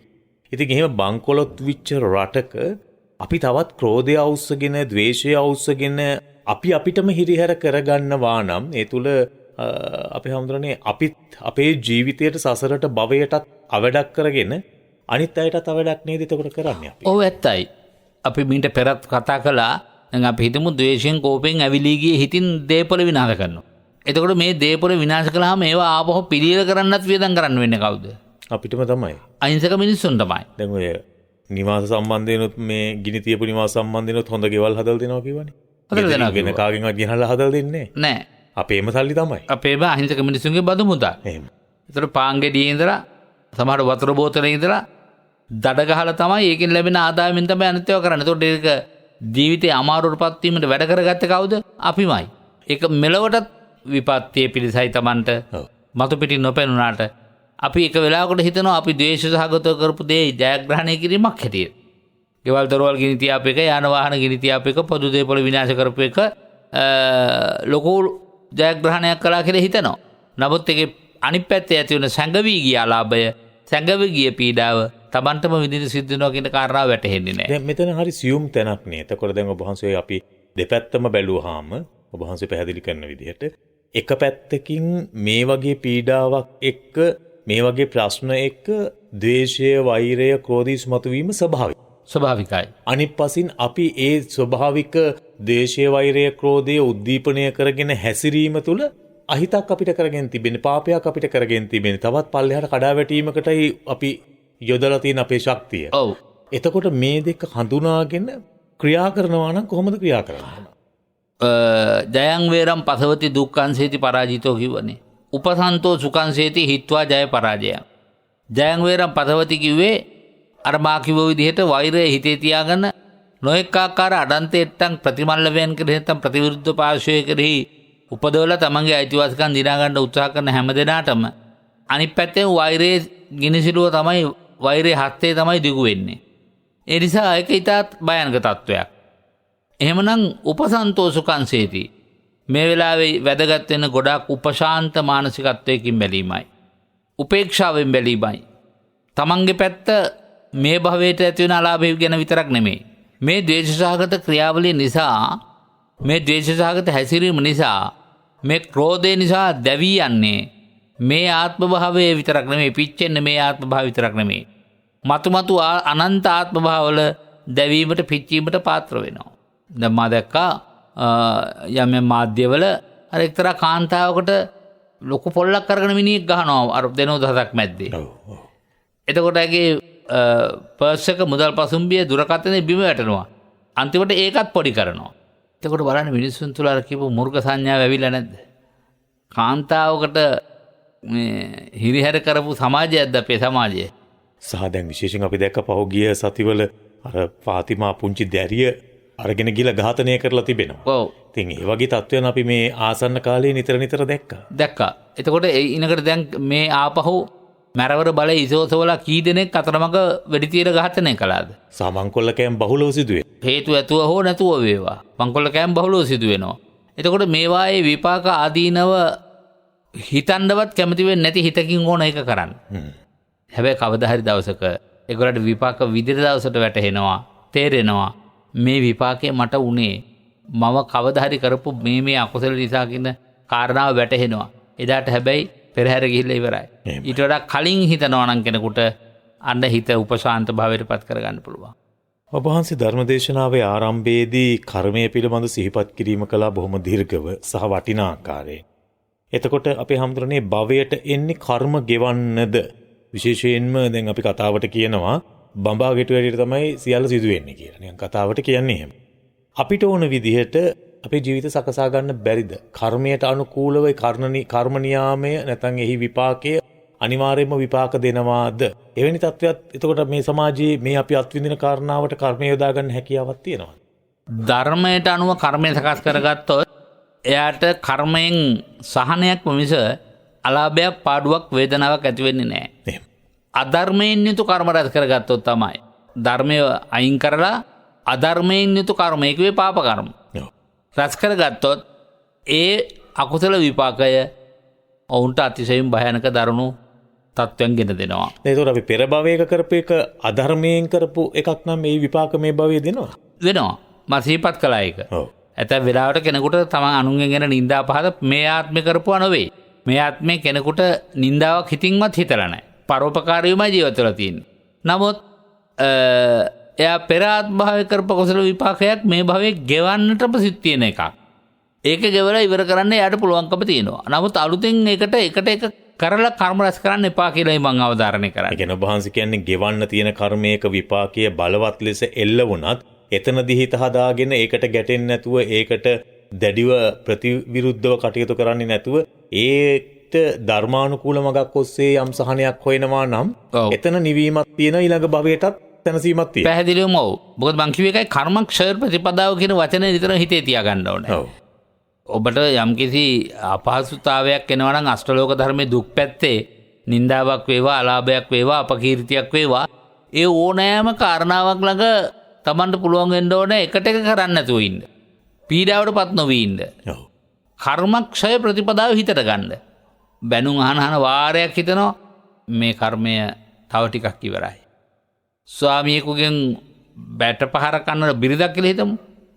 අද ගැව්වා අද රෑ. ඔන්න හිතුවා කමක් නැහැ. විඳින්න තියෙන කර්මයෙන් තවත් එකක් අවසන් කළා. මොකද ගැලවිලා යන්න බෑනේ. දරුවෝ දාලා යන්න විදිහකුත් නැහැ, යන්න තැනකුත් නැහැ. බාගලට හරි අසරණ ජීවිතයක් ගත කරන අය ඉන්නවා. මම මුගලන් හාමුදුරුවෝ අවසානයේදී මුණ දුන්නේ හින්දා ඉන්නේ. මගහරින්න පුළුවන් නම් මගහැරලා ගන්න පුළුවන් තීරණ තියෙනවා ජීවිතවල. ඔව්. එහෙම තීරණ ගත්තු අය උන් තරම් ඉන්නවා. ඒ කියන්නේ දික්කසාද වෙලා යනවා. එතකොට කර්ම විපාකේ ඉවර වෙනවා කියලා හිතන්න පුළුවන්. ඔව්. සමහරට උපාය කෞශල්‍ය ඥාණයෙන් කර්ම විපාක දුරු කර ගැනීමට ඒ විදිහේ ක්‍රමෝපායනුත් භාවිතා කරන්න පුළුවන්. සමහර දේවල් තියෙනවා උපාය කෞශල්‍ය ඥාණයෙන්ොත් අයින් කරන්න බැරි විපාක විඳින්න බතිද වෙලා තියෙන කර්ම. දැඩි විපාක. දැඩි විපාක. ඉතින් ඒ නිසා ඒක වින්දනය කරනවා. ඒකට එකට එක ද්වේෂ සහගතව ඕනනම් සමහරලාට බලන්න සමහර ස්වාමිවරු නිදිපැදුරේ මරලා දාලා නැද කාන්තාව. මොකද කියලා අහම දරුවන්ට දෙන පීඩාව. මට දෙන පීඩාව. මේක අවසන් කරන්න රම්බට වෙන විකල්පයක් නැහැ. මම මේ මිනිහා මරනවා කියලා තැන්ට ඇවිල්ලානේ මරා දාන්න. ආන්නේ ඒක කර්මක්ෂය ප්‍රතිපදාව නෙවෙයි. දැන් මම මේ වැඩසටහන කරන්න මත්තේ මට එක්තරා අම්මා කෙනෙක් කතා කරලා කිව්වා බොහොම හැඬු කඳුලින් කතා කරලා කිව්වා තමන්ගේ පුතා තාම මේ එච්චර වයසක් නැහැ අවුරුදු මම හිතන්නේ පාසල් අධ්‍යාපනය ලබන දරුවෙක් තමන්ගේ කුසට පයින් ගගහ මං රෑ නින්දෙදී උඹව මරනවා කියලා කිව්වා. කොට්ටේ මූණ වහලා හරි තද කරගෙන ඉඳලා මරනවා කියලා කිව්වලු. හේතුව මේ ඔන්ලයින් මේ දවස්වල උගන්වනවානේ. ඒ වැඩ ටික කරන්න කිව්වා අය කියලා. ඒ කියන්නේ තමන්ගේ දරුවන් තුලිනුත් තමන්ගේ කර්මයේ දැඩි විපාකයන් ගෙවන අවස්ථාවල් වලට එහෙම අවස්ථාවන් පෑදෙනවද අපි අහන්නේ? ඒක කර්ම විපාකයකට වඩා සමාජ පරිසරයනේ. දැන් දරුවෝ මව්පියන්ගෙන් පරිගන්න මව්පියෝ කිව්වහම දුරකථන පාවිච්චි කරන්න එපා. ඔබ මේ අන්තර්ජාලයේ මේ වැඩසටහන නරඹන්න එපා. කියලා දුරකථන අරගෙන පොළවේ ගහුවා කියමු. ඔව්. ඒකට ඒ දරුවන්ට හිතෙනවා තාත්තව මරන්න. දරුවන්ට හිතෙනවා අම්මව මරන්න. දැන් අර දරුවට කොච්චර මානසික පීඩාවක් ඇද්ද? මේ ඔන්ලයින් පාඩම් නිතර කරලා ඇහත් රිදෙනවා, ඔළුවත් රිදෙනවා, අම්මා එහෙත් මෙහෙම බල කරනවා, ඒක නකරොත් අම්මා කෑ ගහනවා. මානසික වශයෙන් ඇතුළේ පීඩනකාරී තත්ත්වෙන්නේ මේකට බලපාන්නේ. අර ඒක පුංචි ළමයි කැහුවයි කියනවනේ දැන් නිවන් දැක්කම ශිෂ්‍යත්වය ලියන්න නැද්ද කියලා. නිවන් දැක්කම. එතකොට ඒ ළමයට තිබුණ පීඩාව කොච්චරනම් ඇද්ද? නිවන පිළිබඳව මොකක්ද දන්නේ නැහැ. නමුත් ඇහුවේ නිවන් දකින්න කිව්වම අම්මේ ආයෙ ශිෂ්‍යත්වය ලියන්න වෙන්නේ නැද්ද? ඒතකොට ඒ තරම් ලොකු පීඩාවක් නේ මේක. ඒ තරම් ලොකු පීඩාවක් මේක. ඒ නිසා ඒ අම්මට දරුවට පීඩාව දරා ගන්න බැරුව තමයි අම්මට එහෙම කියන්නේ. හැබැයි ඒ විදිහේ අපවාදයක් අපහසුාවක් වින්දනය කරන්නත් එක්තරා විදිහක පුංචි අකුසලයක් හෝ මව්පියන්ගේ තියෙන්නත් ඕන. ඔව් මොකද ඒ අම්මා මට කියනවා ඒ අම්මා මතක් කරලා පුතේ මෙහෙම තමන්ගේ කුසට පයින් ගහනකොට එහෙම ගහන්න එපා පුතේ මම මේ කුසේ තියාගෙන තමයි ඔබ හැදුවේ කියලා. ඔව්. එහෙම කියද්දි පයින් ගහනවා කියලා එතුමී සඳහන් කළා. ඉතින් මම හිතන්නේ දෙපැත්තම ඔබ වහන්සේ කියන විදිහට බලනකොට යම් සාධාරණ හේතු තියෙන පුළුවන්. ඇත්තටම සාධාරණ 95%ක්ම මේකට තියන්න ඕන මේ ලෞකික මානසික පරිපීඩනය. ලෞකිකව ගමන් කරන සමාජතලයේ තියෙන වැරද්ද. ඒ ටික නොකරත් බෑ කෙනෙකුට. නමුත් කරලත් බෑනේ දැන් බැලුවම. දැන් ඔබ වහන්සේ කියපු තැනට හරි තැනට ආවේ. ඒ මවම කියනවා මං ඉතින් වෛර කරන්නද? මං ඉතින් මොනවා කරන්නද මේ මගේම දරුවනේ. ඒ කියන්නේ කොච්චර පීඩාව විඳගෙන හරි මෛත්‍රියෙන් බලනවා තමන්ගේ දරුවා ආයේ කියලා. නැත්නම් ඒ දරු සෙනෙහි අත්හැරලා මේ දරුවාට විපත්තියක් කරන්න පෙළඹෙන්නත් පුළුවන්. ඔබ වහන්සේ කියනවා නෑ ක්‍රෝධය තමයි තවදුරටත් ඉදිරියට යන්නේ. අම්මේ ඔව්. දැන් ඒ අම්මට හිතුනොත් නෑ ඔබ බං කෙනෙක් කරන්න බොන බං ඔය අම්මා. අම්මට පුළුවන් පුතා ඒ විදිහට අම්මා ගැන කියනවා නම් අම්මෙකුටත් හිතක්නේ තියෙන්නේ. ඔව්. අම්මටත් පුළුවන් දරුවා මරණ චේතන ඇති කරගන්න. බලන්න මේ අම්මා කොයිතරම් කාරුණිකද කියලා ඇති. ඔව්. මොනවා කරන්නද පුතේ? මම අම්මානේ.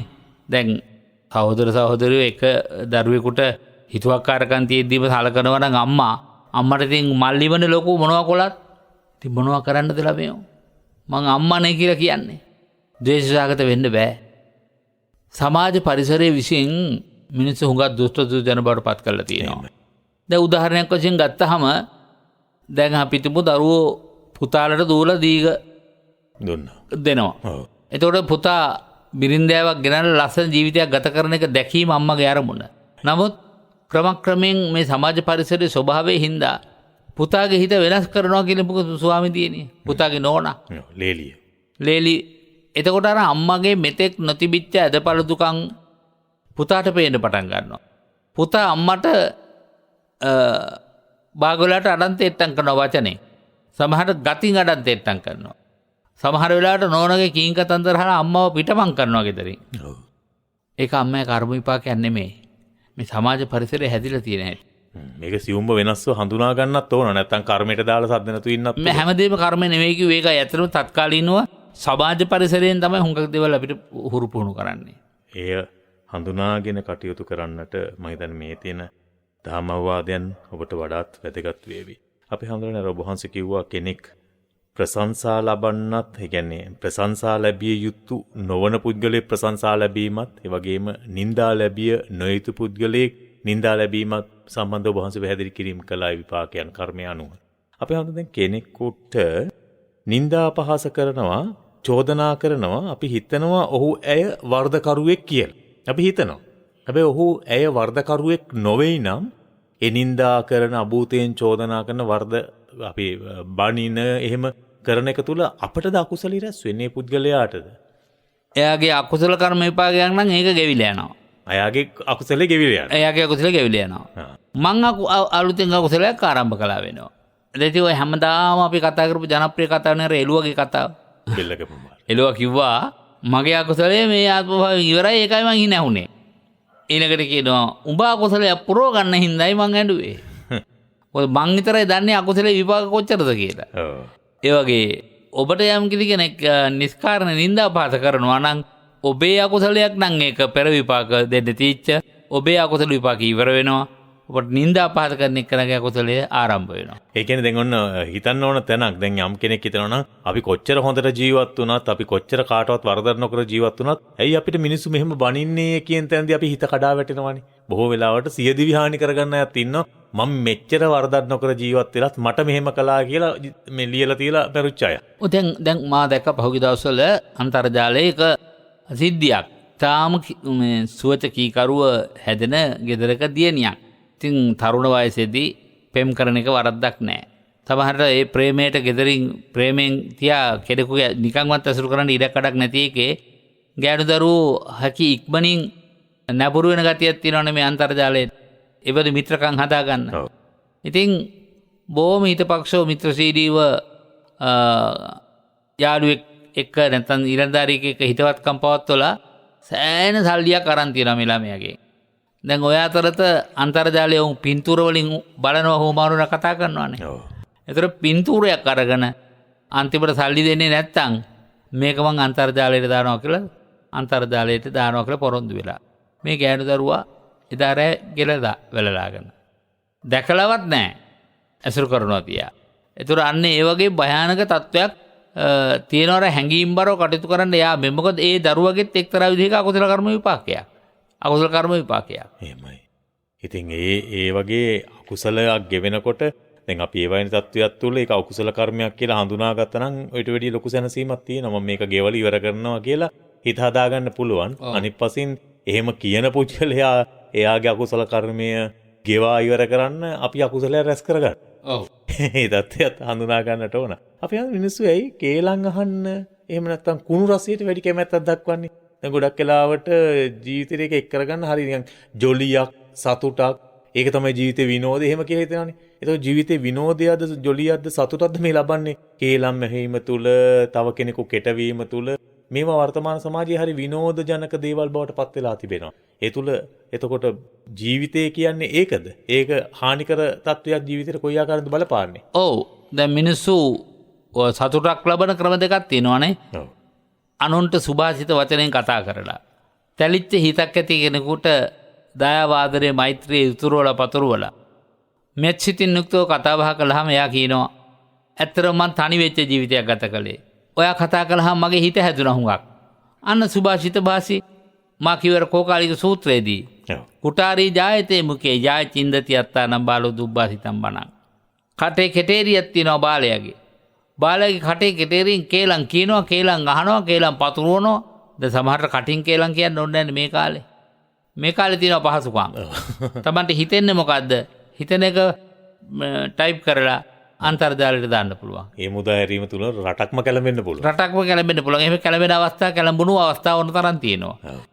ඒක තිරිසන් ගති උපදින කාලයක්නේ මිනිසුන්ගේ හිත තුළ. දේව ගති, මනුස්ස ගති අතුරුදහන් වෙන කාලයක් මේ. ඒ නිසා තිරිසනා සන්තෝෂ වෙන්නේ කුලල් කාලා. වචනේ හයියෙන් තව කෙනෙකුට පීඩා කරලා තිරිසනා සන්තෝෂ වෙනවා. ගතේ හයියෙන් සන්තෝෂ වෙනවා. එහෙනම් මිනිහෙකුත් වැරදි විදිහට තමන්ගේ වචන පාවිච්චි කරලා සන්තෝෂ වෙන්න තරමට පුරුදු වෙලා තියෙන්නේ. ඒකයි මිනිසුන්ගේ කුණු රසයට ආසයි කියලා කියන්නේ.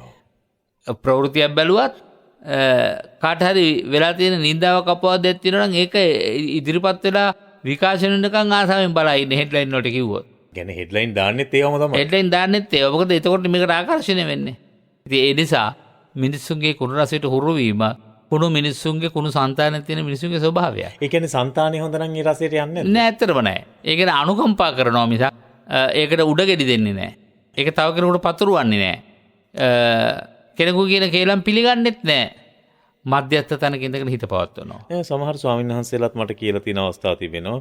මොනවදම දැන් අපි ධර්මදේශනා පටන් ගන්න එහෙම කලින් කතා කරනකොට මම සමහර කාරණා කිව්වහම ඇත්තද මම ඒක දන්නේ හරියට මට ප්‍රවෘත්ති එහෙම බලන එක මම නවත්තලා තියෙන්නේ මේ ඕයන් එන්නේ හිත ඇවිස්සෙනවා අය කියලා. එතකොට ඇත්තටම ඒ වගේ දේවල් සමාජයේ sannivedana මාධ්‍ය භාවිත කිරීමේදී හිත ඇවිස්සීමට ප්‍රබල හේතුවක් බවට පත් වෙනවාද අපි හඳුනන්නේ? ඔව් ප්‍රබල හේතුවක් බවට පත් වෙනවා. නමුත් දැස්කන් දෙපන් පියාගෙන ඉන්න එක නෙමෙයි කළ යුත්තේ. හිත තනා ගැනීමයි. ඒ කියන්නේ ඒක බලන්න නැතුව ඉන්න එක අහන්න නැතුව ඉන්න එක නෙමෙයි කරන්නට ඕන. ඔව්. ඒක තමන්ගේ තුලට වද්දවා ගැනීම පිළිබඳ ප්‍රශ්නයක්. ඒක දැක ගැනීමෙන් මිනිස්සන්ට ඇති තියෙන දරුණුකම නපුරුකම අපිට දවසින් දවස වැටහෙනවා. ඒක තමයි సంతානේ හදාගෙන තියෙනවා නම් ලොකු බලපෑමක්. సంతානේ හදාගෙන තියෙනවා නම් ඕනම දෙයක් බලාගෙන ඉන්න පුළුවන්. ඒතර අපි හඳුනන්නේ දැන් කිරියොත්ප්ප නැති සමාජයක්ද වර්තමානයේ තියෙන්නේ කියලා බහන්සට හිතෙන්නේ. මොකද ඒ ලැජ්ජාව බය තිබ්බනම් මේ සියලු ප්‍රශ්න වලට ලොකු මගහැරීමක් නැත්නම් මේ ලොකු නැවතීමක් ලබා දෙන්නට හැකියාවක් තියෙනව නේද? ඇත්තටම දැන් ලැජ්ජාව බය කියන දෙකම දේවධර්ම දෙකක් නම් ඒ දේවධර්ම දෙක ගොඩනගලා දෙන්නේ ධර්මයේ තුලින්නේ. එතකොට යම් කිසි කෙනෙක් ළඟ ධර්මයේ නැත්තම් ලැජ්ජ බය දෙක නැහැ. ලැජ්ජ බය දෙක නැහැ කියන්නේ ධර්මයේ නැහැ කියන එකයි. ධර්මයේ නැති මිනිහට අධර්මයෙන් ඕනෑම දෙයක් කරන්න පුළුවන්, කියන්න පුළුවන්, හිතන්න පුළුවන්. ඒ නිසා ධර්මයේ නැති ජීවිතවල ස්වභාවය තමයි ලැජ්ජ බය දෙක දුරු වී ක්‍රියාත්මක වීම. අපි ඉතින් ධර්මයට එන්න කල්මරමින් බලාගෙන ඉඳලා නිසි කාලයක් ආවහම සියලු දේවල් වගකීම් යුතුයකම් සියල්ල ඉවර කරලා ජීවිතේ සන්ධ්‍යා භාගයේදී ධර්මයට ආවහම මරණයට සාර්ථකව මුහුණ දෙන්න පුළුවන් කියන දන එදත් හිටියා අදත් ඉන්නව බොහෝ දෙනෙක්. හැබැයි ඕනෑම අවස්ථාවක මරණයත් එන්න පුළුවන්. ඕනෑම අවස්ථාවක යුතුයකම් වගකීම් ඉටු කරමින් ධර්මයටත් එන්න පුළුවන් කියන චේතනාව ඇති කරගන්න අපට හැකියාවක් තියෙනවා නම් මම හිතන්නේ බොහොම ජීවිත අසාර්ථකත්වයෙන් මිදලා සාර්ථකත්වයට ගන්නට පුළුවන්. වෛරය, ක්‍රෝධය මේවා පිළිබඳ තමයි ඔබ වහන්සේ පසුගිය වැඩසටහන් කිහිපෙම සිහිපත් කරන්නට යෙදුනේ. ක්‍රෝධයක් ඇති වූ විට සියල්ල අමතක වෙනවා මිනිස්සුන්ට. මිනිස්සු හැසිරෙන්නේ බොහොම මේ මුර්ග සංඥාවෙන් අර වහන්සේ සිහිපත් කළා වගේ. ඒ ක්‍රෝධයේ ස්වභාවයද අපේ හිතේ ස්වභාවයද එවැනි අවස්ථාවක ඒ සංඥාව Taman තුලට එල්බගෙන කටයුතු කිරීම තුල අපි හරියයි කියලා අපි බොහෝ වෙලාවට හිතනවා. මේක තමයි හරිම තීරණය කියලා. ක්‍රෝධය ඇති වූ වෙලාවට ගන්නා තීරණවල තිබෙන භයානක භාවය කෙසේද අපි හඳුනන්නේ? ඔව් ඇත්තටම ක්‍රෝධං අත්තඤ්ඤ ජානාති. ක්‍රෝධයේ හිතේ ඇතිවෙච්ච වහාම අර්ථය පලාගෙන යනවා. ඒ කියන්නේ කල යුත්තේ නොකල යුත්තේ නොවැටහි යනවා. ක්‍රෝධයට පත්වෙච්ච මනස සන්තුෂ්ත කිරීම සඳහා වුවමනා කරන දේවල් එකතු කරනවා මිසක් සොයා යනවා මිසක් ක්‍රෝධේ නිවා ගැනීම සඳහා ඕන කරන දේවල් හොයාගෙන යන්නේ නැහැ. ඒ කියන්නේ Taman හරි කියන තැනට එනකම්ම දේවල් හොයනවා. ඔව්. වැරදි දේවල් පේන්නේ නැහැ. වැරදි දේවල් පේන්නේ නැහැ. මේ මාකලේ වැරද්දක් කියලා හිතෙන්නේ නැහැ. මගේ හිතේ ඇති වුණා ක්‍රෝධය, ඒ ක්‍රෝධේ පිරිමැහෙනකම්, ඒ ක්‍රෝධේ සන්තුෂ්ත වෙනකම් මම ක්‍රෝධයට ඕන කරන දේවල් එකතු කරනවා. පසුපස හඹා යනවා. එකට එක කරනවා. එකට කරලා ප්‍රතිමල්ලව පරාජයටපත් වුණාට පස්සේ යම් ප්‍රමාණයකට අන්න හිතන තමන් ජයග්‍රහණය කළා කියලා. භාග්‍යවතුන් වහන්සේ දේශනා කරනවා මම ජයග්‍රහණය කරන කෙනෙක් නෙමෙයි. එතකොට බබුණෙක් අහනවා ඇයි ඔබ වහන්සේ ජයග්‍රහණය කරන කෙනෙක් නෙවෙයි ඉන්නේ? ඔබ වහන්සේ හැම වෙලාවෙම කියන්නේ තමයි ඔබ වහන්සේ ජයග්‍රහණය කරා කියලා. ඔව් මම අකුසලයෙන් ජයග්‍රහණය කරපු කෙනෙක් නෙවෙයි. මං කුසලයෙන් ජයග්‍රහණය කරපු කෙනෙක්. ඒ නිසා අන්න ඒ බණ ටික ප්‍රමාණවත් වෙනවා කෙනෙකුට සාසනයට ඇතුළත් වෙන්න. ඒ කියන්නේ අකුසලයෙන් ජය ගන්න උත්සාහ කරන පිරිස තමයි බහුල වෙන්නේ. නෑ අකුසලයේ කුසලයෙන් ජය ගන්න පුළුවන් එක. කුසලයෙන් ජය ගන්න ප්‍රතිපාර්ශවයේ ඒකට දක්වන ප්‍රතික්‍රියාව නැත්නම් අපි හිතමුකෝ අපිට වෛරකරුවෙක් ඉන්නවා. අපි ඔහුට ಗುಣ වඩනවා හැමතිස්සෙම මෛත්‍රියෙන්ම කතා කරනවා, සුභාෂිතයෙන්ම කතා කරනවා.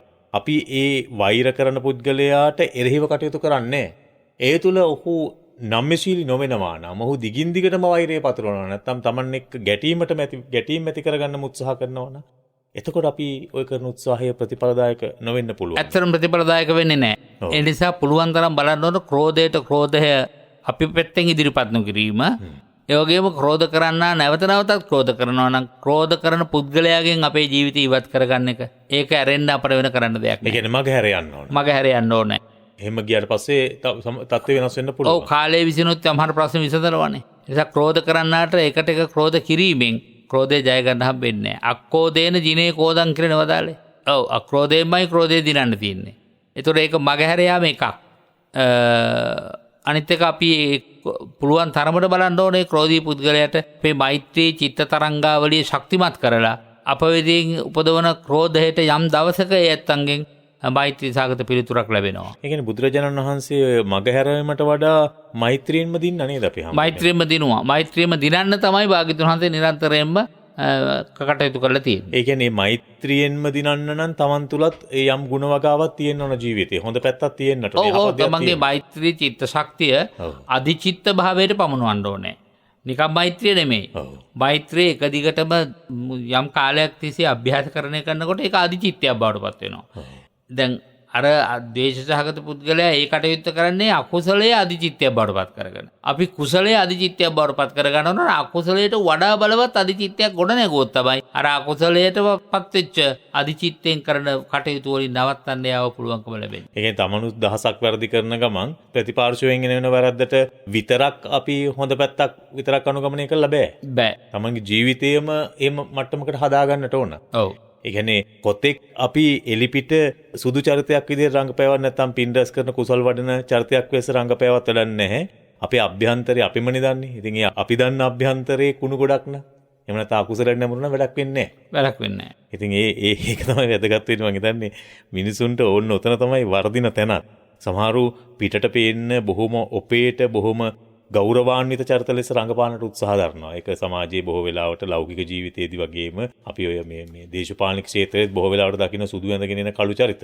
ඉතින් ඒ තුල සමාජයේ රැවටෙන හරි ඉක්මනට හොඳ පුද්ගලයෙක් සත්ගුණවත් පුද්ගලයෙක් කියලා. හැබැයි ඔහුගේ අභ්‍යන්තරයට කිදා බැස බැලූ කල එහෙම නැත්නම් අභ්‍යන්තරයේ පේන්නට අර කනකොකාගේ සුද ඉගිලෙනකොට පේනවා වගේ යම් අවස්ථාවක් එනවා ඔහුගේ නිසි ස්වභාවය පෙන්눔 කරන අවස්ථාව. ඉතින් ඒ අවස්ථාව වෙනකොට ඔහුගේ අභ්‍යන්තරයේ ඉන්නා වූ දරුණු පුද්ගලයා කුසලකාමී පුද්ගලයා මනාව පේන්නට පටන් ගන්නවා. ඒ තුල සිදුවෙන්නා වූ අකුසලයට එතකොට සමාජයක්ම මුහුණ දීලා ඉවරයි. ඉතින් මේ තත්වයෙන් මිදෙන්නට අපි හැම විටම අපේ හිත අනුනට පේන්න හෝ නොපෙනෙන්න හෝ කෙසේ වෙතත් Tamanට Tamanගේ හිත පිළිබඳව විශ්වාසයක් තබාගෙන කටයුතු කරන්නට පුළුවන් වටපිටාවක් උදා වෙනවා නම් ඒක හරි වැදගත් වේවි. ඒ තුල Taman සැබෑ ಗುಣ පිරිපුද්ගලයෙක් බවට පත් වේවි. එය අර අපේ හාමුදුරුවෝ කිව්වාගේ අධිචිත්ත කුසල ශක්තියක් ඉස්මතු කරගන්නට අවකාශයක් ලැබේවි. මේ වැඩසටහන් මාලාව පුරාම ඒ සඳහායි මඟ පෙන්වීම ලබා දෙන්න අපේ නායක හාමුදුරුවෝ විශේෂයෙන්ම ක්‍රෝධය දිනන ආකාරය, වෛරය නැති කරන ආකාරය, සමාජයේ ඇති වී තිබෙන මෙවැනි පීඩාකාරී සමාජ ප්‍රශ්න හමුවේ අපි කොහොමද ඒවාට මුහුණ දෙන්නේ කියන తত্ত্বය අපේ හිතෙන් ගොඩනගන්නට අපට ශක්තියක් ලබා දෙන ධර්ම කාණ්ඩයක් ඇසුරු කොටගෙන තමයි අපේ හැමදෙරද පැහැදිලි කරමින් අනුශාසනාව සිදු කරමින් ආවේ.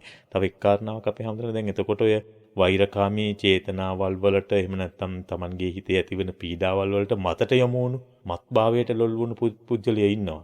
මත එහෙම නැත්නම් Tamanගේ මේ සුරාපානය හෝ වේවා මත්පැන් මත් කුඩු ආදී කොටගත්තු මේ දේවල් වලට යොමු වීමෙන් ප්‍රශ්න මතක කරලා ජීවිතේ විඳිනවායි කියන තැනට එනවනම් ඒක මුලාවක්ද?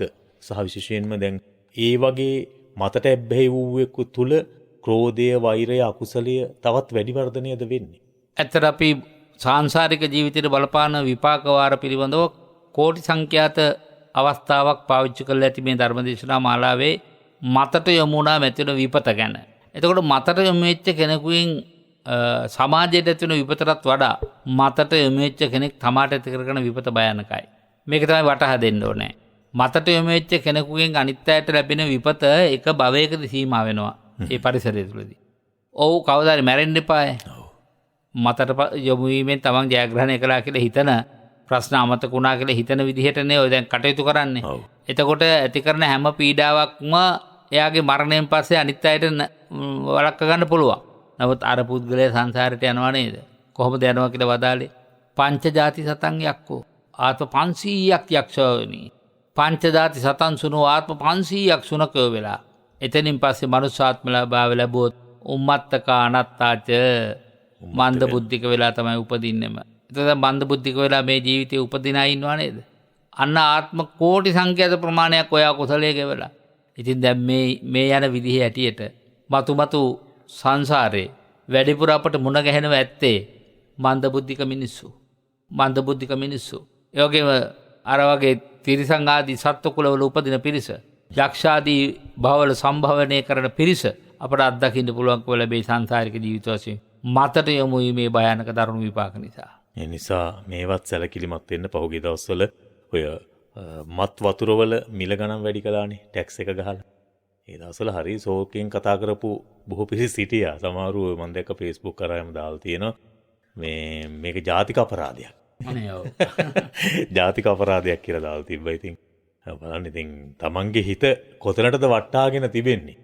තමන්ගේ හිතේ ලොකු ඉඩකඩක් වෙන් කරලා තිබෙන්නේ කොතනටද? ඒ කියන්නේ පස් පව් දස අකුසල් වලට නැඹුරුම හිත එහෙම වෙනව ඇත්තේ. නැත්තම් මේ වගේ සමාජ මාධ්‍යයක් තුලදීත් ඔය වගේ දේ ප්‍රකාශ කරන්නට තරම් පෙළඹෙන මානසිකත්වයක් ඇති වෙන්න විදිහක් නැහැනේ. ඒ නිසා අපි හැම විටම මේ තියෙන හැම ප්‍රශ්නයක් අමුයේම ලබාගත යුතු එකම පණිවිඩය තමයි ජීවිතේ ධර්මානුකූලව හැඩගස්සවා ගැනීම. ඒ සඳහා අද දවස තුලදීත් ඔබට වටිනා වූ අනුශාසනාවක් ශ්‍රවණය කරලා ධර්ම සාකච්ඡාවේදීත් ඊට සහ සම්බන්ධ විවිධ ප්‍රශ්න ඇසුරේ අපේ ස්වාමීන් වහන්සේගෙන් අනුශාසනා ලැබලා මෙත්නෙත් පාමුල වැඩසටහනේ අද දවස නිමාවට පත් කරන්නට කාලය එළඹ තිබෙන මොහොතක්. ඉතින් අපි හැම දිනාටම ආරාධනා කරන්නේ Tamanගේ වත්තේ ගෙවත්තේ පුළුවන් තරම් මේ දවස්වල රටේ ලෝකේ කොච්චර ප්‍රශ්න තිබුණත් ඒකට බැන බැන ඉන්නවාට වඩා එක මොහොතක් හෝ කැප කරලා එකේ ලෝලුවක් හරි වවා ගන්නට පුළුවන් කමක් තියෙනවා නම් තමන්ගේ ආහාරයට කුසට යම් බඩගින්නක් පීඩාවක් ඇති වෙන මොහොතේ නිවා ගන්නට පුළුවන් ක්‍රමවේදයක් තමන්ගේ නිවස තුලම වටපිටාව තුලම සකසා ගන්නට හැකියාවක් උත්සාහයක් දරනවා නම් ඒක තමන්ටම වගේම රටටත් කරන ලොකු මෙහෙයක් වටිනාකමක් එක් කරන දෙයක්. ඒ නිසා පුළුවන් හැමදෙනාම පුළුවන් ප්‍රමාණයෙන් හෝ වවන්න. ඒ සඳහා හැම විටම මම හිතන්නේ මේ ඔබට තියෙන අපහසුකම් මඩලා ගන්නට උපදේශනයන් සමාජයේ විවිධ තැන්වලදී ලැබෙනවා. net FM රේඩියෝවත් මේ වන විට ඒ ගෙවතු වගාවන් පිළිබඳව සහ විශේෂයෙන්ම කෘෂි ආර්ථික භෝගයන් අතර වී ආදී කොටගත්තු මූලික ආහාරයන් පිළිබඳව දිරිදින වැඩසටහන් රාශියක්ම ක්‍රියාත්මක කරලා තිබෙනවා. ඒ නිසා අපි කුඹුරු අස්වද්දන්නට බලාපොරොත්තුෙන් ඉන්න බොහෝ දිනට ගෞරවයෙන් ආරාධනා කරනවා. ඉතින් එවැනි ගැටලුකාරී තත්වයන් තුළ Tamanට කොතෙක් ගැටලු ආවත් Taman රටට කරන මෙහෙයක්සේ ඒ වගේම Tamanට කරගන්න අනාගතය වෙනුවෙන් කරන මහා දායාදයක්සේ සලකලා මේ කටයුතු වල නිරත වෙලා අපේ රට මේ තියෙන තැනින් ගොඩ ගන්නට අපිට පුළුවන් ආකාරයෙන් ශක්තියක් ලබා දෙමු කියන පණිවිඩයක් ලබා දෙමින් මෙත්නෙත් පාමුල නිමාවට පත් කරන්නට සූදානම් වන මොහොතේ අපේ නායක හමුදුරන් වහන්සේට ආරාධනා කරන සුපුරුදු විදියටම වැඩසටහන අන්තයේ සිදු කෙරෙන්නා වූ පුණ්‍ය අනුමෝදනාව සිදු කරන්නට. සදහැවත් වාසනාවන්ත පින්වත්නි, සුපුරුදු ලෙස මගේ බුද්ධ ශාසනය වෙනුවෙන් මගේ සම්බුදු පිරිස අප දැන හෝ නොදැන අප්‍රමාණ කැපවීම් සිද්ධ කරනවා. ඒ සියලු කැපවීම් වෙනුවෙන් මයි මේ පුණ්‍ය අනුමෝදනාව සිද්ධ කරන්නේ. ඒ වගේම පින්වත් ඔබ මේ පුදබිමෙහි වැඩ ඉන්නා වූ සිව්වනක් බුදු පිරිසගේ ජීවිත පැවැත්ම වෙනුවෙන් අනන්ත අප්‍රමාණ කැපවීම් කරනවා. ඒ වගේම විශේෂයෙන් පේ රෝගී ස්වභාවය දැනගත් මොහොතේ ඉඳලා මට මිල මුදලින් ආධාර උපකාර කළා. දැන් ඒ සඳහාම ඔබ අපේ නිරෝගීකම ගැන යම් තොරතුරක් දැනගන්නට කැමති ඇති. දැන් වකුගඩු බද්ධ කිරීමේ වැඩපිළිවෙලට పూర్වෙහි ලේ අලුත් කරන වැඩපිළිවෙල සඳහා මේ අත සකස් කළා පහුගිය දවස්වල ශල්‍ය කර්මයකින්. ඒ සඳහාත් ඔබ මට උදව් කළා, උපකාර කළා. ඒ සඳහාත් මා පින් දෙනවා. ඉදිරි අපේ නිරෝගී සම්පත්තිය වෙනුවෙන් ඔබ කරන හැම කැපවීමක් වෙනුවෙන්ම භක්තිපූර්වක හැඟීමෙන් මෛත්‍රී චේතනාවෙන් මා පින් දෙනවා. මේ නිරෝගී සම්පත්තිය වෙනුවෙන් කරනු ලබන කැපවීම වලට ඔබ දායක වෙනකොට පින්නත් ඔබ හිතන්න ඕනේ මගේ අම්මට, මගේ තාත්තට, මගේ දරුවට රෝගීව භාවයට පත්වෙච්ච යම් තාක් කෙනෙක් නැත්නම් ඒ ඇත්තන්ට මෙලොව ජීවත් වන අයට ආරෝග්‍ය සම්පත්තිය ලබා ගැනීම ප්‍රාර්ථනාව නම් ඒ සඳහා මේ උතුම් පුණ්‍ය ශක්තිය හේතු වෙලා ඔබටත් ආරෝග්‍ය ලාභයෙන් ලාභවත්ව නිවනින් නිවී යන ගමනට මේ කරපු ශාසනික උපකාරය බුදුපාමුල පාරමිතාවක්ම වේවා කියන පින්වන්ත අධිෂ්ඨානයේ හිත ඇති කරගන්න ඕනේ. අද දවසෙත් අපට බරපැනින් උදව් කළ උපකාර කළ බුදු පිරිස අතරින් කීප පළකට පින් දෙන්නට අවස්ථාව දැඩ උදාපත් කරගන්නට බලාපොරොත්තු වෙනවා. එංගලන්තයේ පදිංචි ධර්මාදීප්ති වර්ණසූරිය පින්වත් මහත්මිය විසින් රුපියල් ලක්ෂයක බරපැනක් පූජා කොට එය අප වෙත කැප කරවනු ලැබුවා දීපානී වර්ණසූරිය පින්වත් මහත්මිය අංක 161න් 5 නිවස මාළඹේ සිට අපට නිදුක් නිරෝගී භව ඉක්මන් නිරෝගී සුවය ප්‍රාර්ථනා කරමින් එවැගේම දීපානී වර්ණසූරිය සහ ධර්මාදීප්ති වර්ණසූරිය කියන දෙපළගේ ආදරණීය මෑණියන්ට එවැගේම දීප්ති සොයුරියට දරුවන්ට දීපානී වන මට දරු දෙදෙනාට නිදුක් නිරෝගී සුවය හා මෑත භවයකදීම ධර්මාබෝධය ලැබේවා කියා ප්‍රාර්ථනා කරලා තියෙනවා. දරුවන්ගේ අධ්‍යාපන කටයුතු සාර්ථක කරගන්නටත් අභාවයට පත් වුණු දයාබර පියාණන්ට පුණ්‍ය අනුමෝදනා කිරීමත් ඒ බරපැන් පූජාවේ ප්‍රධාන අරමුණක් බව සඳහන් කර තිබෙනවා. ඒ අරමුණ එසේම ඉෂ්ට සිද්ධ වේවායි අපි ප්‍රාර්ථනා කරනවා. එවැගේම ගල්කිස්සේ අතුල මාවතේ වෛද්‍ය මායාද සිල්වා පින්වත් මහත්මිය රුපියල් 25000ක බරපැනක් පූජා කරමින් නිතර අපේ දුකසප දුරකථනයෙන් සොයමින් බලමින් කළ හැකි අප උපකාර සම්පූර්ණ කරන එතුමිය මෙත්මා කුමාරී දියණිය කුෂාන් බුද්ධික බෑනනුවන් තොසද තෙනුවන් මොනුපුරා කියන මේ පිරිසට ආශිර්වාද කිරීමත් බලාපොරොත්තු වෙනවා. ඒ සියලු ප්‍රාර්ථනා ඉෂ්ට සිද්ධ වේවායි අදිෂ්ඨාන කරමින් ආදරණීය ස්වාම පුරුෂයාණන් වූ මෙත්තානන්ද මහත්මයාට යෝගෙම තමන්ට යෝගෙම ආදරණීය සුසිලක්කට සලමන අයියට නිදුක් නිරෝගී සුවපත් බව ප්‍රාර්ථනා කර තිබෙනවා. සුජාතා සහ සිරිල් කියන දයාබර දෙමව්පියන්ට පින් අනුමෝදන් කරවා තිබෙනවා අපේ මායාද සිල්වා පින්වත් වෛද්‍යතුමිය. එවැගේම සුජීවා නිරෝෂී පින්වත් මහත්මිය දැනට ඩුබායි වලයි සේවය කරන්නේ. ලංකාවේ ලිපිනේ අංක E53 බටංගල පනාවල ඇහැලියගොඩ සිට රුපියල් 30000ක බරපැනක් පූජා කරමින් අභාවයට පත් වුණු කසුණු විජිත කුමාර ස්වාම පුරුෂයාට KW චන්දසිරි පියාණන්ට සහ සංසාරගත සිළු ඥාතීන්ට පින් අනුමෝදන් කරලා තිනවා. එම් සීලවතී මෑණියන්ට කවිදු පුතාට නාලිකා කුමාරී නැගණිය ඇතුළු සහෝදර සහෝදරයන්ට නිදුක් නිරෝගී බව ප්‍රාර්ථනා කළ තිනවා. තුනුරුවන්ගේ ආශිර්වාදය සමගින් නුගේගොඩ දෙල්කඳ පැගිරිවත්ත පාරේ අංක 75න් 5 චන්ද්‍රලතා ගුණසේකර පින්වත් මහත්මිය රුපියල් 25000ක බරපැනක් පූජා කරමින් අභාවයට පත් ගුණසේකර පියාණන්ට ලීලාවතී බොතේජු මෑණියන්ට සිරිසේන සේනාරත් ස්වාම පුරුෂයාට මහින්ද ගුණසේකර මල්ලීට තිලක් ගලබඩ අයියාට ලක්ෂ්මන් මල්ලී ඇතුළු මියගිය සියලු ඥාතීන්ට පින්පෙත් පවරා තිබෙනවා. ඔගේම රංජිත් රන්දිනි මහත්මයා ශ්‍රීමති ගුණතිලක මහත්මිය කියන මේ දෙපළ මාකොළ දකුණ සිරිමංගල පාර අංක 100න් සීදර නිවසේ සිට වසර ගණනාවක් තිස්සේ මේ පූජා භූමියට කර කැපවීම අතර මේ මොහොතේ රුපියල් 35000ක බරපැනක් පූජා කරමින් ශ්‍රීමති ගුණතිලක පින්වත් මෑණියන් තමන් ඇතුළු හැමදෙනාට මුතුම් නිර්වාණ අවබෝධ වේවායි ප්‍රාර්ථනා කොට තිබෙනවා. විදේශගතව සිටින දූ දරුවන්ට මුණුපුරු මිනිපිරියන්ට ආශිර්වාද ප්‍රාර්ථනා කරමින් අභාවයට පත් වුණු ජෝර්ජ් ගුණතිලක,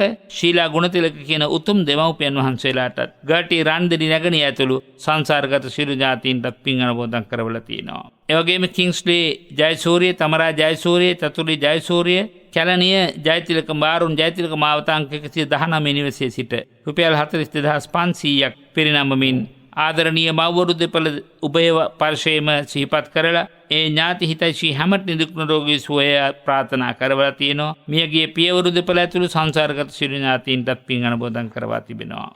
ප්‍රියංගිකා ගුණරත්න පින්වත් මහත්මිය යක්කල ආසිරි මාවත අංක 228න් 4 නිවසේ සිට රුපියල් 25000ක බරපැනක් පූජා කරමින් අභාවයට පත් දෙමව්පියන්ට හා සහෝදරියට පින් අනුමෝදන් කරවා තිබෙනවා. තනුදේ දියණිය යතුම් පුතණුවන් ඇතුළු පවුලේ හැම දෙනාටම නිදුක් නිරෝගී සුවය පතා ආශිර්වාද කොට තිබෙනවා. අද දවසේ ධර්මදේශනාවට දායකත්වයේ දරමින් මේ උතුම් පින්කමට මේ ආකාරයෙන් ආදර උපකාර කළ හැම දෙනාටම යහපත සපත සැනසිල්ල වේවා අභිවෘද්ධිය උදාපත් කරගන්නට මේ පින්කම් උපකාර වේවා දහම් දෙසූ අපටත් දහම් මෙසූ ඔබටත් ඒකාන්තයෙන් මේ පින් බලය අමා මහ නිවනින් සැනසීමට පාරමිතාවක්ම වේවා කියලා ප්‍රාර්ථනා කරමු. තෙරුවන් සරණයි. සාදු සාදු. මෙත්නෙත් පාමුල නිමා කරන මොහොතේම ඔබට ආරාධනා කරනවා මේ පුදබිමේ සිදුවෙන්නාව කටයුතු ඒ වගේම අපේ හාමුදුරන් වහන්සේගේ නිරෝගී භාවය වෙනුවෙන් කෙරෙන්නා වූ උපකාරයන් සඳහා දායකත්වයන් සඳහා ඔබ කතා කරන්න මේ ලිපිණයට 0.714 222 844 0.714 222 844 ඒ වගේම 0.7 13 625 සම්පත් බැංකුවේ යක්කල ශාඛාවේ තිබෙන්නා වූ අපේ හාමුදුරන් වහන්සේගේ නමින් තිබෙන ගිණුමට මූල්‍යමය වශයෙන් දායක වෙන්න පුළුවන්. ගිණුම් අංකය 106යි 857යි 496යි 109 ගිණුම් අංකය. අපි අද දවසේ වැඩසටහන නිමාවට පත් කරනවා. අපි ගෞරවනීය ආරාධනෙන් අද වැඩසටහන වෙනුවෙන් වැඩම අවදාළ පූජනීය වන්දනීය අපේ කැටවල හේමාලෝක නායක හාමුදුරන් වහන්සේට නැවත මේ සියලු රෝග පීඩාවන්ගෙන් මිදී තවත් ශාසන උන්නතිය වෙනුවෙන් කටයුතු කරන්නට ශක්තිය ධෛර්යය නිදුක් නිරෝගී භාවයේ දීර්ඝායුෂ ලැබේවා කියලා ප්‍රාර්ථනා කරනවා. උතුම් වූ ධර්මාවබෝධය පිණිසම මේ කුසල් පාරමී ධර්මයක් වේවායි කියලා ප්‍රාර්ථනා කරමින් අද වැඩසටහනින් සමුගන්නවා. රාත්‍රී 7ට සිටනේ තසපුවෙන් හමු වෙමු. හැම දිනාටම තෙරුවන් සරණයි.